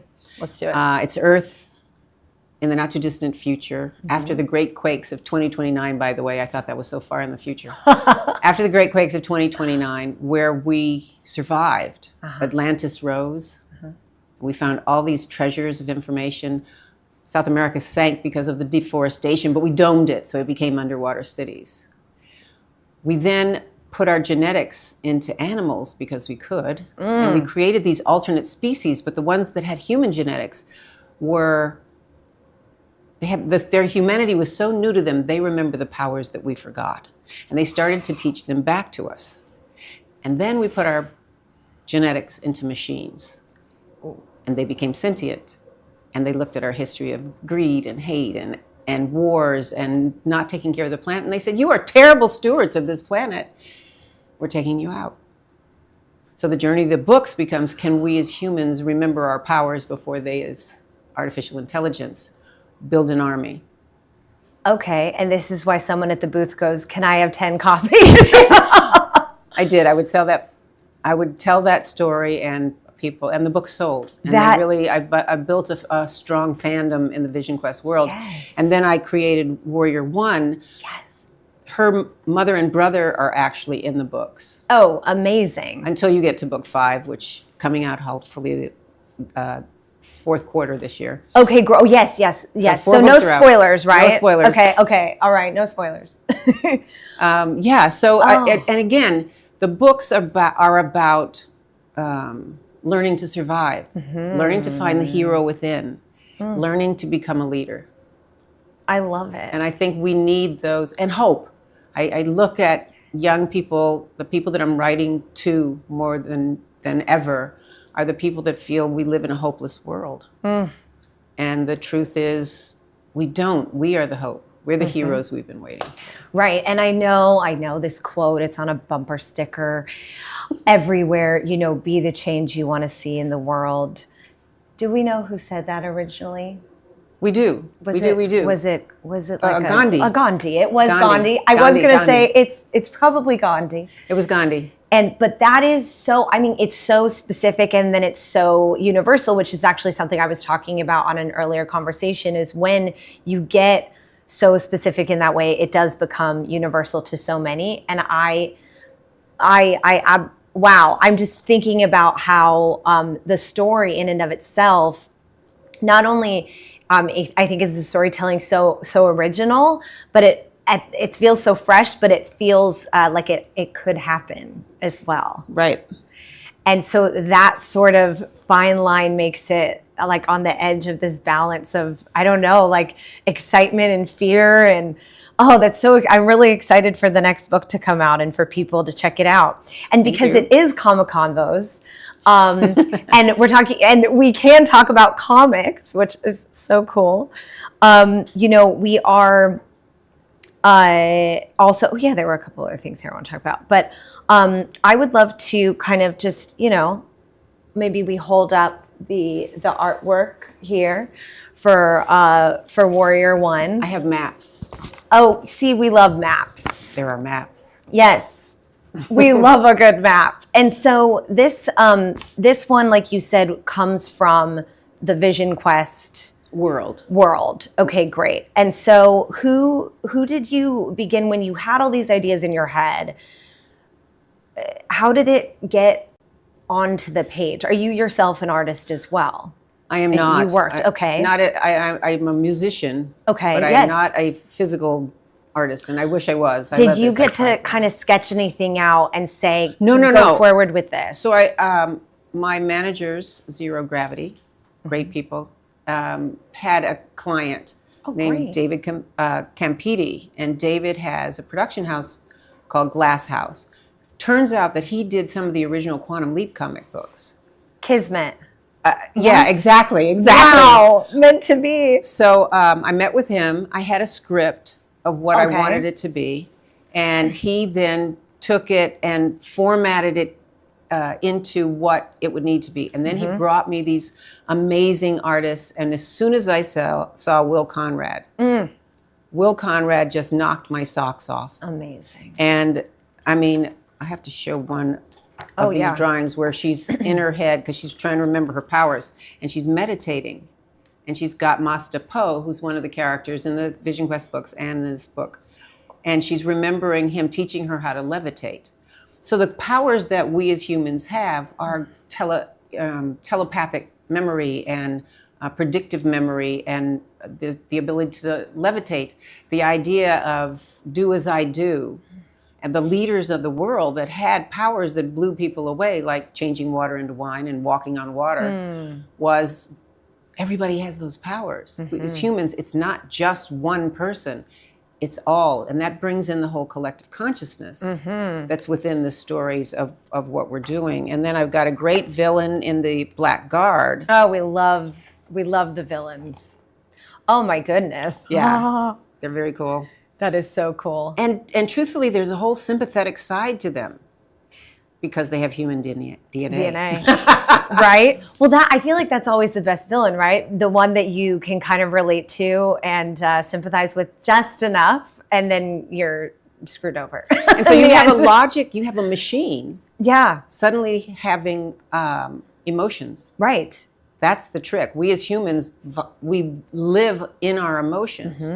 We're sad, we're happy, we're frustrated, we're afraid, whatever those emotions are. Yeah. And they have to fight them. Yes. And deal with them. So their journey is really exceptional too. And the other side of it is, and that's where I want the reader to really interact with the book, to say, what can we do so that we can work with machines? And this is another question that's happening right now. Yes. Can we turn them to be on our side? Or do we have to destroy them? Right. Before they destroy us. Right. And 2029 is just around the corner. I'm telling you.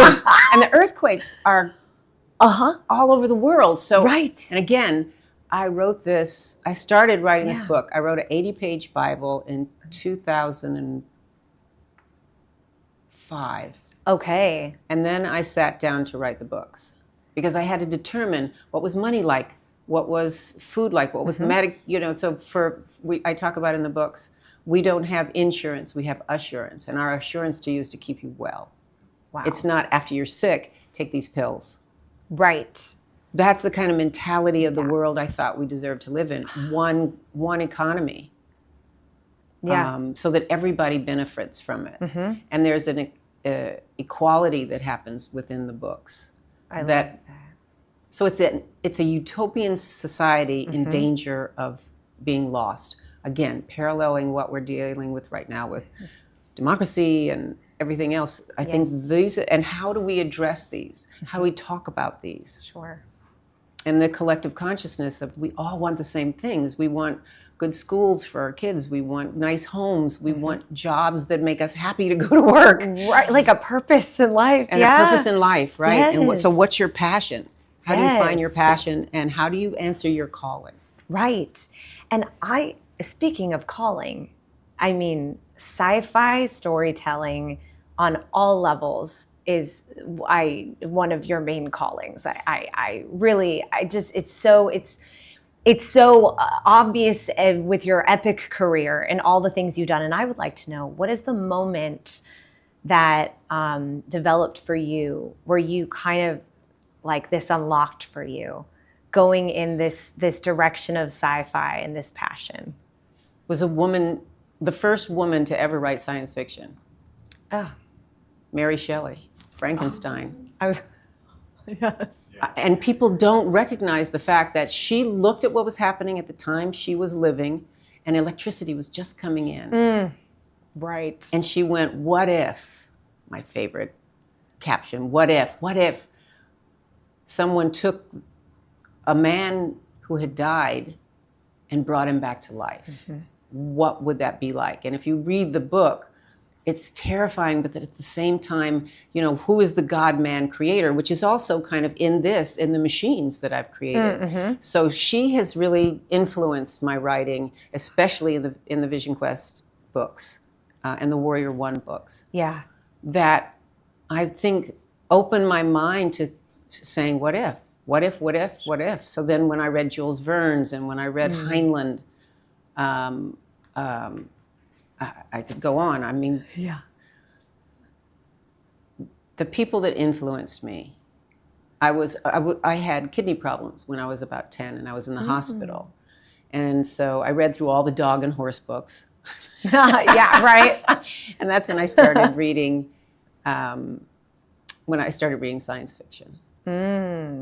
But fantasy too. Of course, yes. I have another book that I'm hoping will be a book series called Mirrors. And Mirrors is based on 7 mirrors that were created by this man, but they are portals to other worlds. And it's an action-adventure journey, a bit of a thriller, a little on the horror side. Oh, cool. Of what happens when we get there. And again, so we're just in the publishing process for that. And that's a young adult novel. And that's a young adult novel, right? Awesome. Mirrors, the Dragon Mirror is the first one. Oh, cool. I know. I was historical drama as well. Is that a part of the genre at all? Well, yes, because she goes back. The two sisters go back from today, and the world is very much like 1940s America, sort of, right? But not quite. And then there are strange creatures that live there. That's really fun. I find, I'm definitely I've been an actor since I could breathe, basically. But I am newer to writing and screenplays, and I think that when I tend to go a little, when I do sci-fi, a little bit zany, like it's our world, but the dial is turned just slightly. And I would love to know, because filmmakers are watching out there, writers and directors, what when it comes to what's on the page, how do you work cues in there for, either the producer who's going to read it for the first time or an actor who's reading it and trying to get the tone maybe for an audition? I would be so curious to know, like, what would you do to signal to, and it could be general or specific, what would you do to signal to someone like, hey, this is a little bit different from from our world? Well, it's interesting. You write scripts different ways for different times. So if I am, because I was an actor, I know how to drop things, but I don't want to tell an actor how to choose it. I want to set them up and make them understand their wound. Where are they working from? Yes. Right. So what's hurting you in this story, character-wise? Sure. And then how does it relate to you as a person? that you can bring to the table through that situation, Right. through that challenge that you have. Yes. When I'm dealing with it as a producer, I have to describe how much is this going to cost, Yep. especially for sci-fi and fantasy, Yes. and tell that kind of story so that you look and see what kind of budget you're going to be dealing with. And then as a director, I read, if you ever have the opportunity to read James Cameron's Titanic, he wrote 100, I think it's like 140 pages, maybe more, 180 pages. I mean, it's huge. Yeah. But you can see the movie on the page. And that's the way I try to write. But you can't turn in a 180-page script. They just won't read it. They No, look it won't be read. to the back page. If it's past 120 yeah. pages, it just doesn't get read. Yeah. But it's so beautiful. You can see every shot. And it has a different ending than it had. Oh my gosh. Okay. And So I'm you- sure it's just available online to Yes, read. It is. So Okay. again, I say to actors and I say to writers, read great works. Read novels too, because that's another opportunity to paint a picture and speak from I think that's why I like writing novels. I speak from inside the character versus third person. I'm the camera as I write a script versus as I write a book, I become that person or that character in the book. Oh, I love that. After I saw Nope, the screenplay was released somewhere, and I thought, I want to see how scary it is on the page.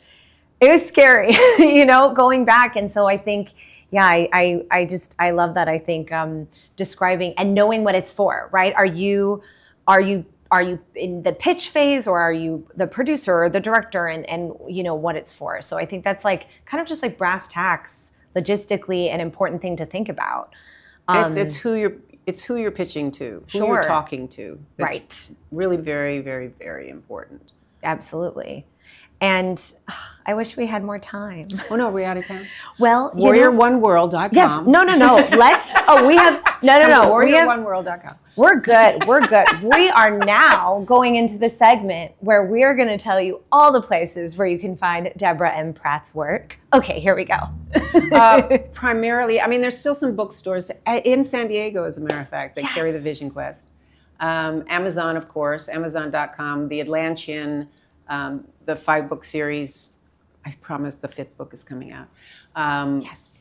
If you type in theatlantean.com, that will get you there. And you'll see all the other books, because it's this journey that they are on Atlantia. They go off to the academy. They meet their mentors and teachers. They go, then the war breaks out, and then they go on this odyssey, which is the 3rd book, where our hero Laser and his friends have to, Kyla and Cashton, have to survive what's called Passage Island, because in the future, you're not allowed to marry, you're not allowed to have children, you're not allowed to own land until you have learned to survive. So part of the journey is that survival.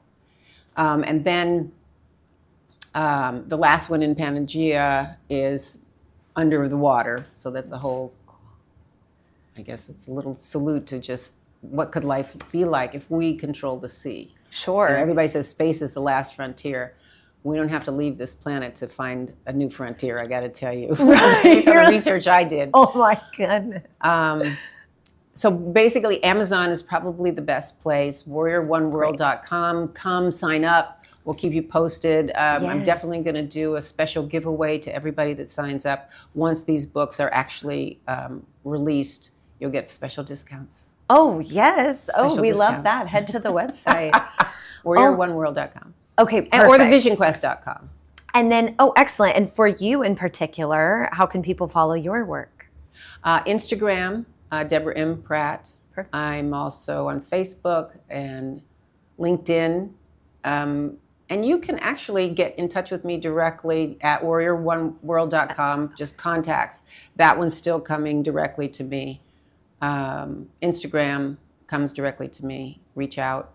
And I support writers. I try to support actors in any way I can, give back, directors as well. Yeah. Just to, I was a pioneer when women were not in power. And I was lucky. I could sing, I could dance, I could act, I could write. Anything I needed to do to stay alive so that I could be in this industry. But I was frustrated, and I think what started me writing was not seeing roles for women that were empowering. And I said, well, I'm going to write it myself. So the first script I ever wrote, I was acting on a show called Airwolf. Yep. And I wrote an episode.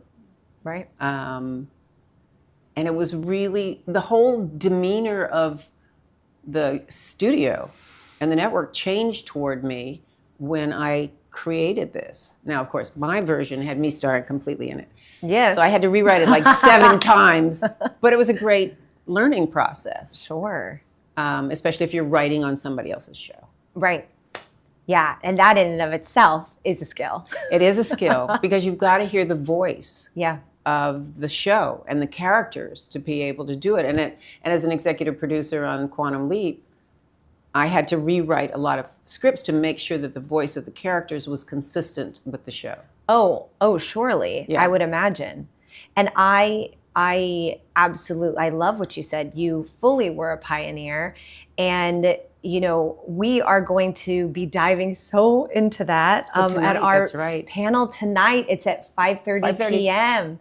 It's in the San Diego Convention Center, room 26AB. It's today, 5:30, Saturday. And yes, come. Just come. Oh, does, It's called Women in Entertainment, How to Blaze Your Own Path. oh my God, can I say a little bit of something on that? Yeah. Do not be afraid of AI. Ooh. I asked AI. Yeah. You're like, I have AI on speed dial. Yes. I asked it because I was trying to figure it out. So I'm playing with it. I'm Sure. looking at what it does. I played with it creatively, and I found that it stole things. It actually gave me the quote from Spider-Man. Oh. Great power. And I went, why would you give me that quote, as popular as it is, and the fact that it's taken from somewhere else, and it apologized. I mean, play with this stuff. It's a baby and it's learning, and if we train it, it'll make a difference. But here's the question I asked. I said, if I were to want to build a streaming system all on my own, a streaming channel all on my own, could you help me do it? And like in 22 seconds, it came back and said, absolutely.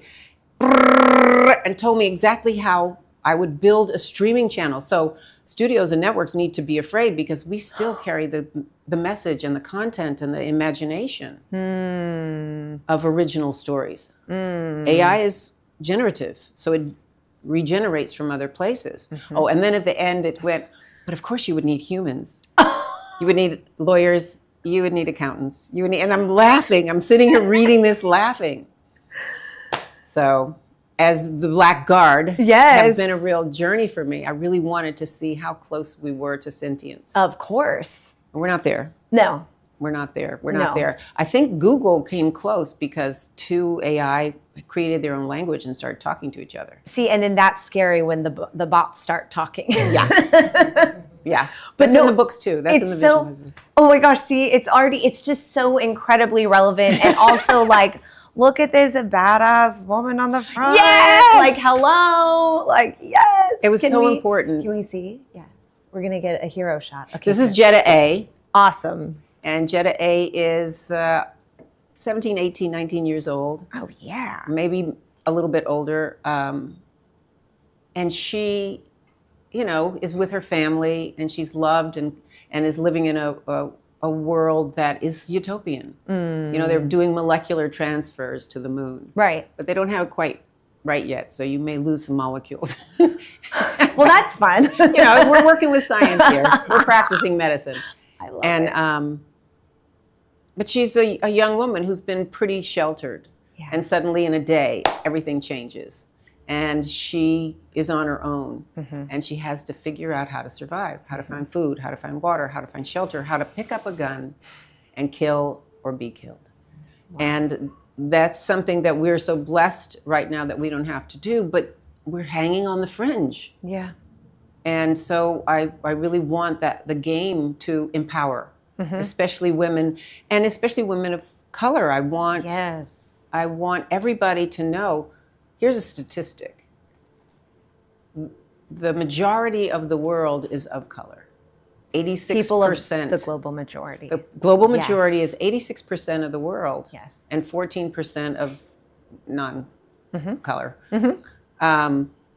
But bottom line, we're human first. When do we just get to be human?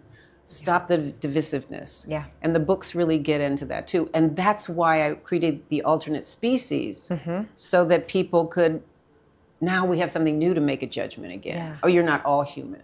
Sure. Right. You have to, where's the conflict going to be? Right, exactly. So I really, really thought out creatively. And to all you writers out there, remember in asking the question, what if, and to using your imagination. Yes. Be bold. Because the possibilities are so endless. They are so endless. We have so many stories to tell. And then historically, there's so many stories to tell. Oh, absolutely. History is written by the conqueror. When I was just in Egypt, and I went to the library at Alexandria. Who want my book? I got to send them books. They have 125 million books. Wow. They were the first library in the world. They've been burned down by every conqueror. So the Greeks, the Romans, the Turks, the Persians, I mean, everybody has burned down. And I know they had scrolls from Atlantis. I know they had original writings.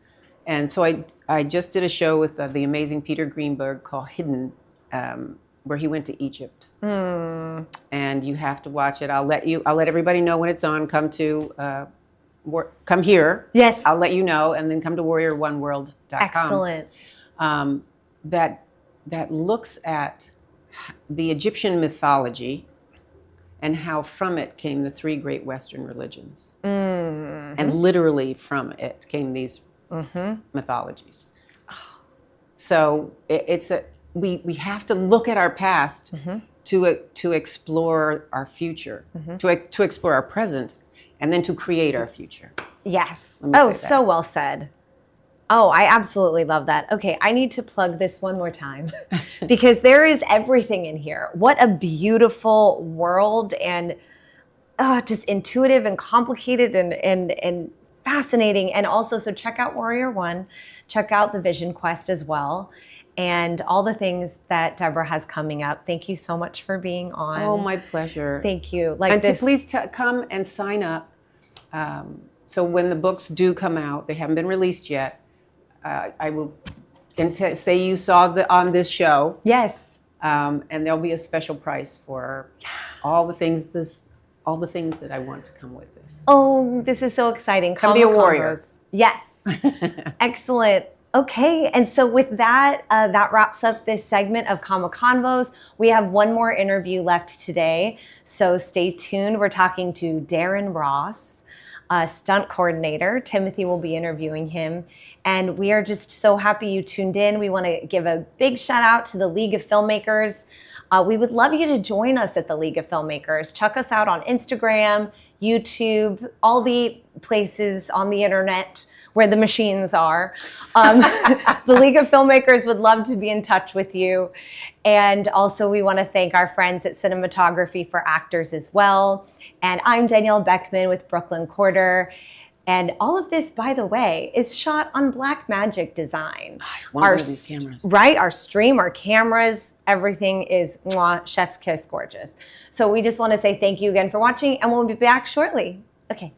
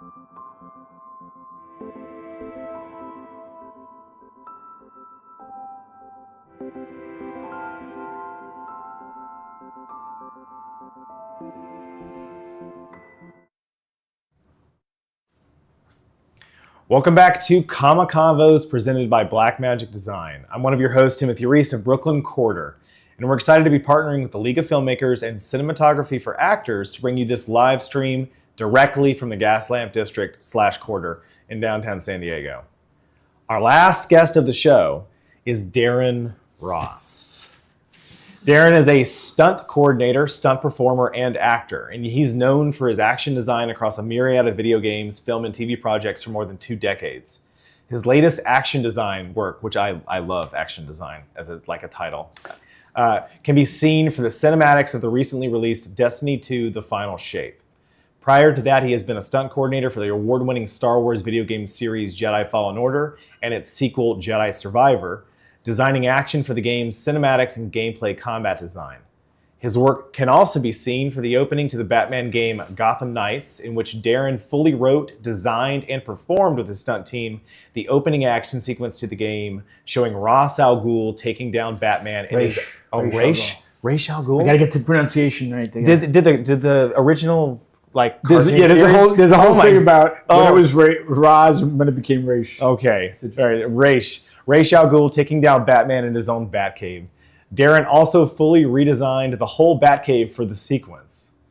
And I just want to say, Darren, this is really a dream for me to have you on here because I've known you kind of like the length of me wanting to move into entertainment. Yeah. And so this is really special. Thank you for coming on Comic Convos. Thanks for having me. Yeah, so a little background for the viewers. Darren is a very good friend of my brother's, Christian Reese. We love Christian. Yeah, we love Christian. He's probably going to be wandering into the pull set. him in. Yeah. Who is a 3D animator, and the two of you worked together at Blur. And that span of career of what you did at Blur, the way I always used to describe that time period of work you were doing is that you were making the secret blockbuster movies, right? That were going into these video games, these AAA video games that were just astounding, right? Yeah, and your brother was a big part of that. Like when I became an animation supervisor, and at the time was doing stunt coordinating and choreography with stunt people we were hiring, martial artists we were hiring, military people I was bringing in. Your brother was one of the people I really took under my wing. Hopefully he'll feel the same about this. Yeah. He's described it as such. That I knew could handle the kind of motion capture that we were performing and shooting and capturing that is not easy because we were, really with Blur, we were pioneering it. I still remember when Tim got motion capture equipment. It was like, we're going to mocap ourselves and we're going to be the anti-Pixar. I love Pixar, don't get me wrong. It was like, we're not doing talking animals. We're gonna do edgy, cool, sci-fi, badass superhero stuff. And I personally chose that path of motion capture and jumped into that. And but we were figuring out how to capture weapons, how to capture lightsabers. And I have a whole series of questions about lightsabers coming up. Oh, yeah. Yeah. Christian warned me about this. Oh man. Yeah. Well, he's animated quite a few lightsabers that we captured, but he did. He was part of that team figuring that out together. Like we grew up in this, figuring this stuff out. How to animate layers over this motion capture is difficult stuff with props. And cameras too. And I think that one of the things that I wanted to mention for those who have not been involved in what goes into this sort of cinematography involved in stunt effects, especially with motion capture work, especially with doing anything with virtual production, is that the single most expensive part of that process is the very narrow window that you actually film. Yes. Right? I think with all mediums it is that whatever, today you've got a crew here, right? So everybody involved on the day, on the moment, when cameras are rolling, that is the most expensive point of whatever you're doing, whether it's film, whether it's TV, whether it's video games. Your crew, when the cameras are rolling, is your most expensive. Your prep before that and your rehearsals you can do before that with smaller teams is going to guarantee a better success when the cameras are rolling. Yeah. And you end up having to, because a lot of the work you're doing, right, involving these very intense choreographies with incredible athletes who have trained in acrobatics and martial arts. And all kinds of just body blocking and being a presence and and just having the right walk and having the right posture, right?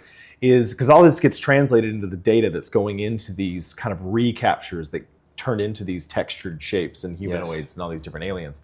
Is you end up rehearsing these things very, very closely to how you're going to film. Can you talk about what it looks like whenever you go? Let's say you're going to film a I'll get to lightsabers in a second. say you're going to film a sequence where it's a couple of knights with swords that are about to charge into a dungeon, and you're going to have a fight scene. Can you talk about the production that leads into before you even get into the room when the cameras are going? Yeah, absolutely. Basically, what you're talking about is what a term we started coining a long time ago was stunt viz. This is before people really were using that word, but we knew that word from animation and visual effects, pre-viz, pre-visualization, because we would do that with our animation blocking. And then there's like storyboard, like animatics, what we call animatics, or storyboard animatics, which is when you're cutting together storyboards as a little sequence. Yeah. So we started coining the term stunt viz, which was, well, we were going to rehearse our stunts anyway. But I've always fallen in love with the camera and cinematography, and all of my time, my journey at Blur was learning filmmaking language through the camera, through editing, through pacing, as well as the drama and action design. And so if I'm not looking at our choreography through the lens and figuring out shot by shot, cut by cut, you could just create a big mess. Right. You have to know what the story you're telling. What I love about it is what's unique to any action design is that things don't happen in an arena. No. Despite how much of a video game is a video game, and there's an arena aspect to certain to parts of it, but nothing. The world doesn't exist in an arena. Look how unique. Look at the environment you guys set up. How like, this thing, I could kick this thing, and this is a prop. Yeah.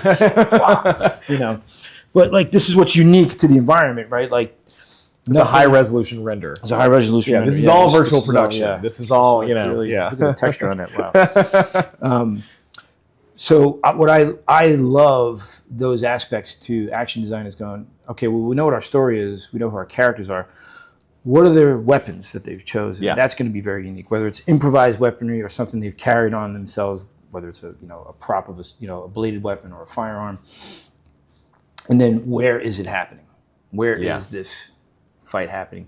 I love using the environment as much as possible. Part of that comes from my background. I was trained by, my teacher was a Navy SEAL vet.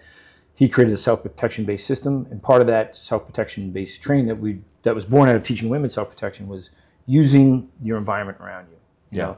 You always have ground. Ground's a great weapon. You can bash heads on the ground. You can stomp and do things like that, or you can grab things and use them. That's the fun of real life stuff we would implement into our action design is going, all right, well, what do we have around us to make this really interesting? So when we're, long question, longer, answer longer, getting into stunt viz is going, all right, let's figure out our choreography. Let's start blocking out the world. Let's create stunt safe props and things we can roll over and slam and hit and trip and kick. Right. Because you're going to do whereas the character is going to get their face kicked in once. You're going to get your face kicked in rehearsal like 45 times. Absolutely. Yeah. Absolutely. It's and so, but also it's for the weapons to be safe, but also we want to destroy the environment. It's the fun of it too. It's why I love Jackie Chan. Everybody loves Jackie Chan.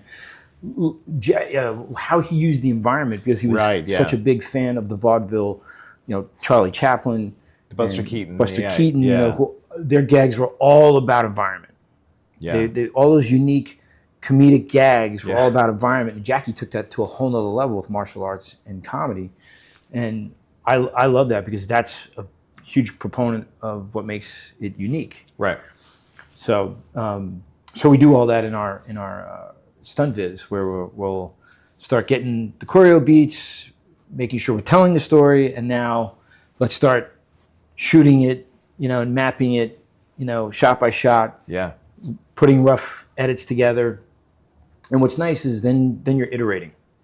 Now you're starting to get visuals for everybody to go, oh, okay, before we're doing the expensive motion capture day of everybody's in the suits and we're rolling and all that, we can go, hey, how do we feel about this? Yeah, this is working. Oh, let's do a pickup day. Let's stories change, characters change, weapons change. They're not using this thing anymore. It's not the dungeon cave has changed. It's not as narrow. Slippery. Yeah. It's wider now. Or there's a ceiling crash part that we've got to add. Because that's entertainment. I mean, the stories are always going to evolve. What is it? I heard someone say once that there's no such thing as picture lock anymore.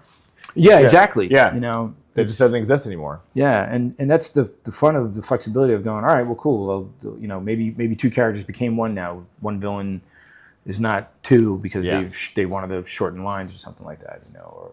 So there's a lot of changes that you can be flexible with to go, all right, cool, let's do a pickup, let's get those pieces, throw it in the edit, and then get to a point where like, great, now we can go into the motion capture or the live action, whichever it is. Maybe last round of notes can be done on the day in the iteration. Yeah. Like there's an aspect of this that always used to be a fun anecdote for me, which is that, do you know how many hours of Star Wars cinematic you have been in? Because there's a whole thing about like, there was a whole estimation that it was at least a feature film, that there's at least a feature film of animation that you have been a Star Wars character that's just from video game properties. It's funny you say that, because even like Tim Miller, you know, my old boss, was just hanging with him last night.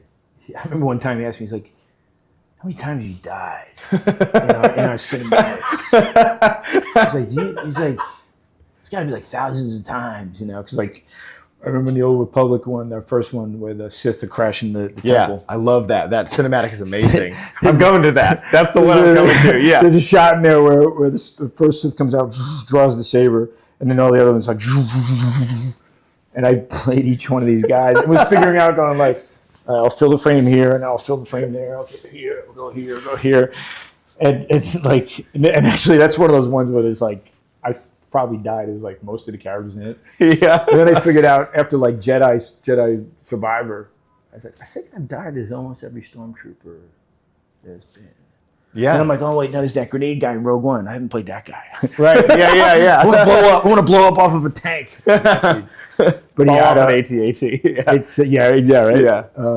I really don't know how much time that is. It's across the cinema, because there was Force Unleashed 2 stuff we did. The Old Republic Trails. I did thankful to do the 10-year anniversary Sith Legacy one. Yeah. Where they brought Malgus back, which was a really awesome piece to have done.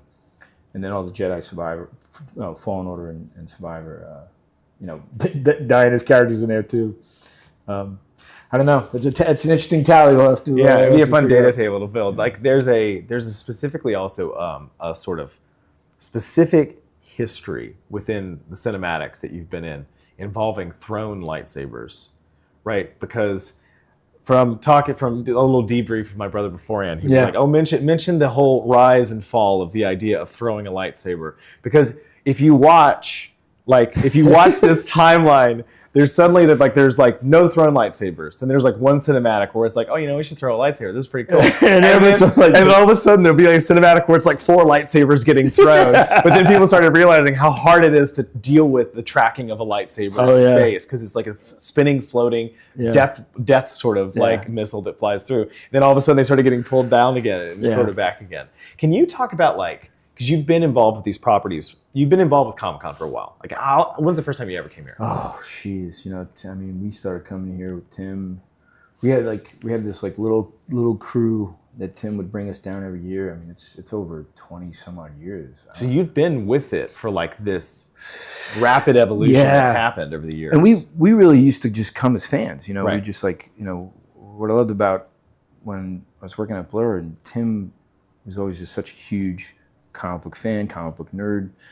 I was a comic book nerd. Like, Tim used to literally every Wednesday would drop comic books off at my desk. Oh, wow. And your brother can remember this too, which was amazing. I was like, I had the best job in the world. I'm doing this stuff, and my boss is dropping comic books off. Yeah, on the day that they come out. Yeah, because he's like a crazy mad reader. Yeah. Tim is like the movie Phenomenon. Like, I read like 2-3 books this weekend. My brain is expanding. Like, that's Tim all the time. Tim is crazy how much he cranks books out, and comic books are like nothing. It's like he's like walking down the street like, here's 5 comic books I just read.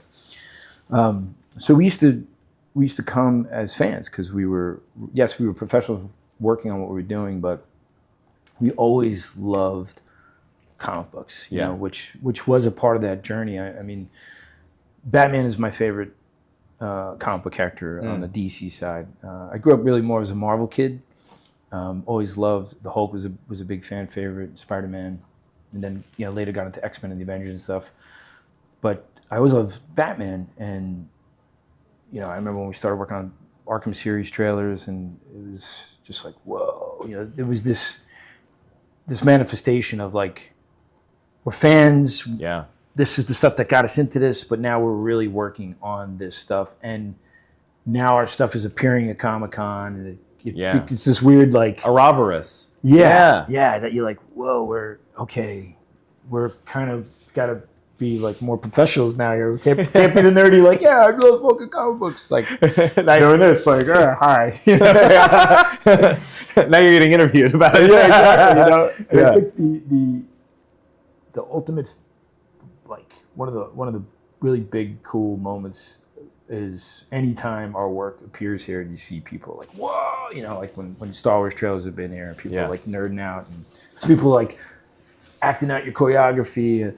I think for me, and then at some of the Star Wars conventions, I started to see people dressed as like Cal Kestis or Darth Malgus, characters that actually there was one time, I remember which Comic-Con it was, one of the guys from BioWare Lucasfilm people, it was after I think the third trailer for Old Republic came out, and I played Malgus on a lot of those, as well as doing the choreo and the animation stuff. He goes, hey, come here. He walks me through the Star Wars like booth of Comic-Con.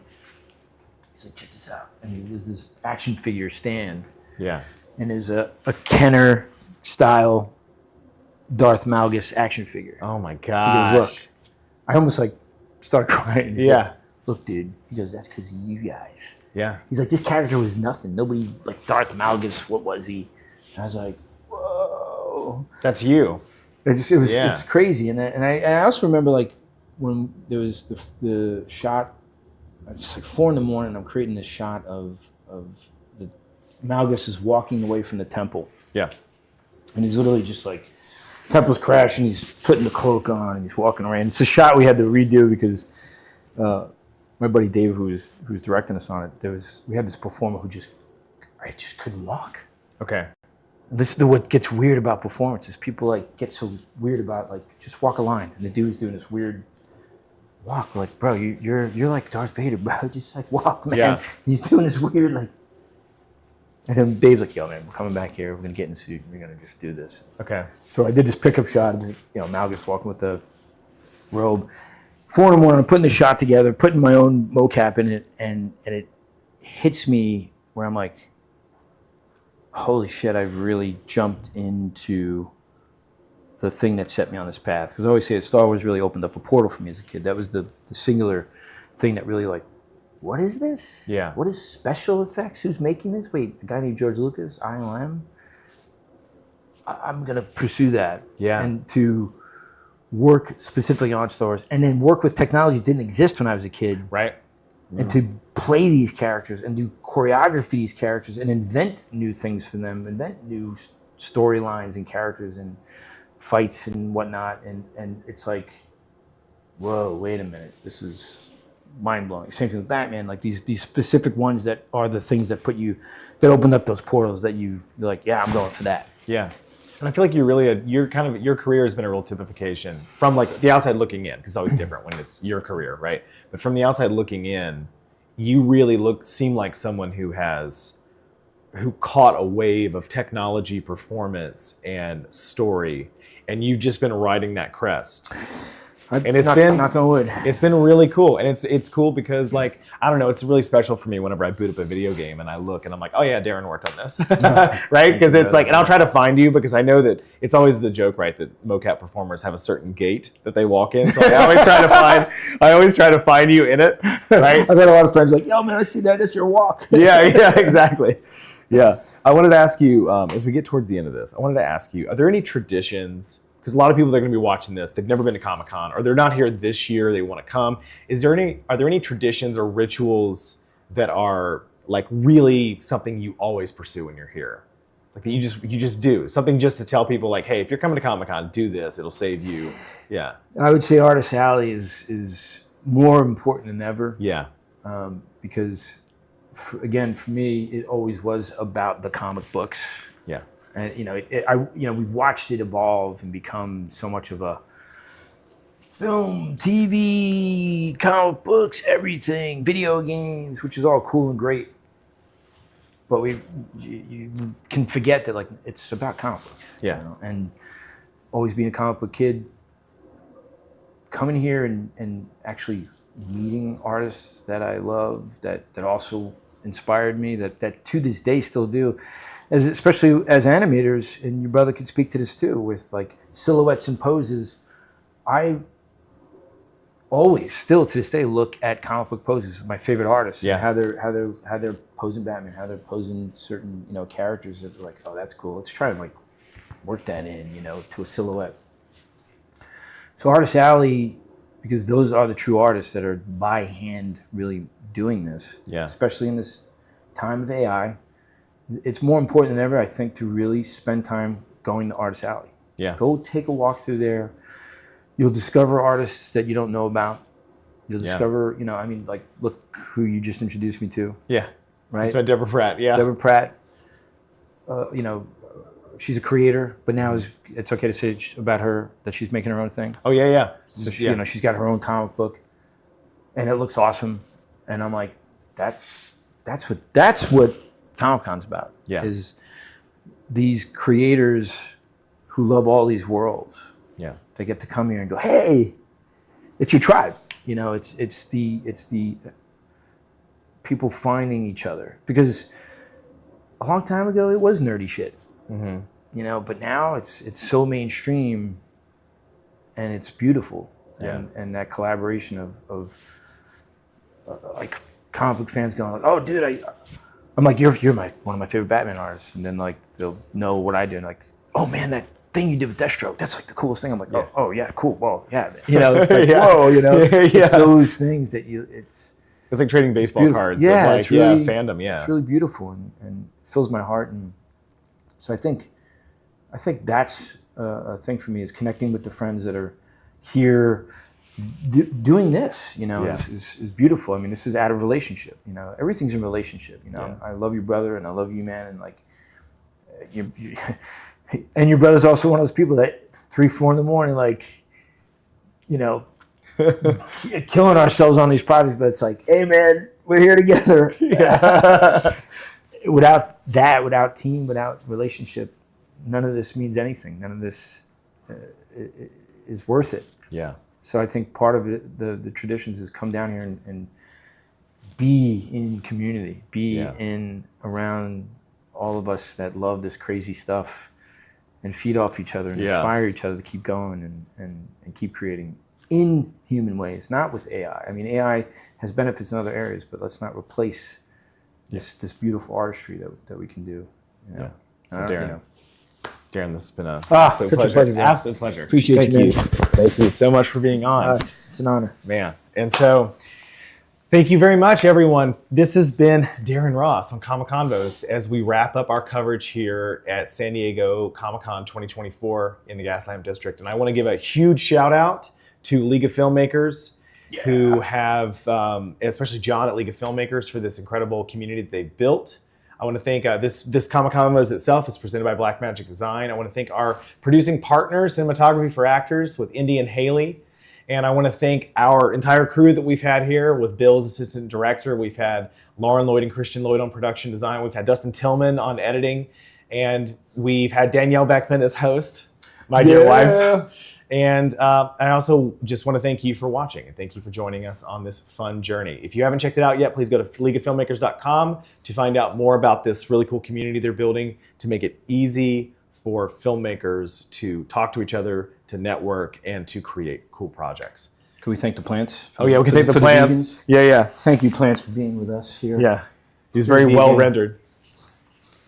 And I also want to thank, we shot everything here on Blackmagic Design. We're running Blackmagic switchers, and I just want to thank Terry at Blackmagic Design for making this possible.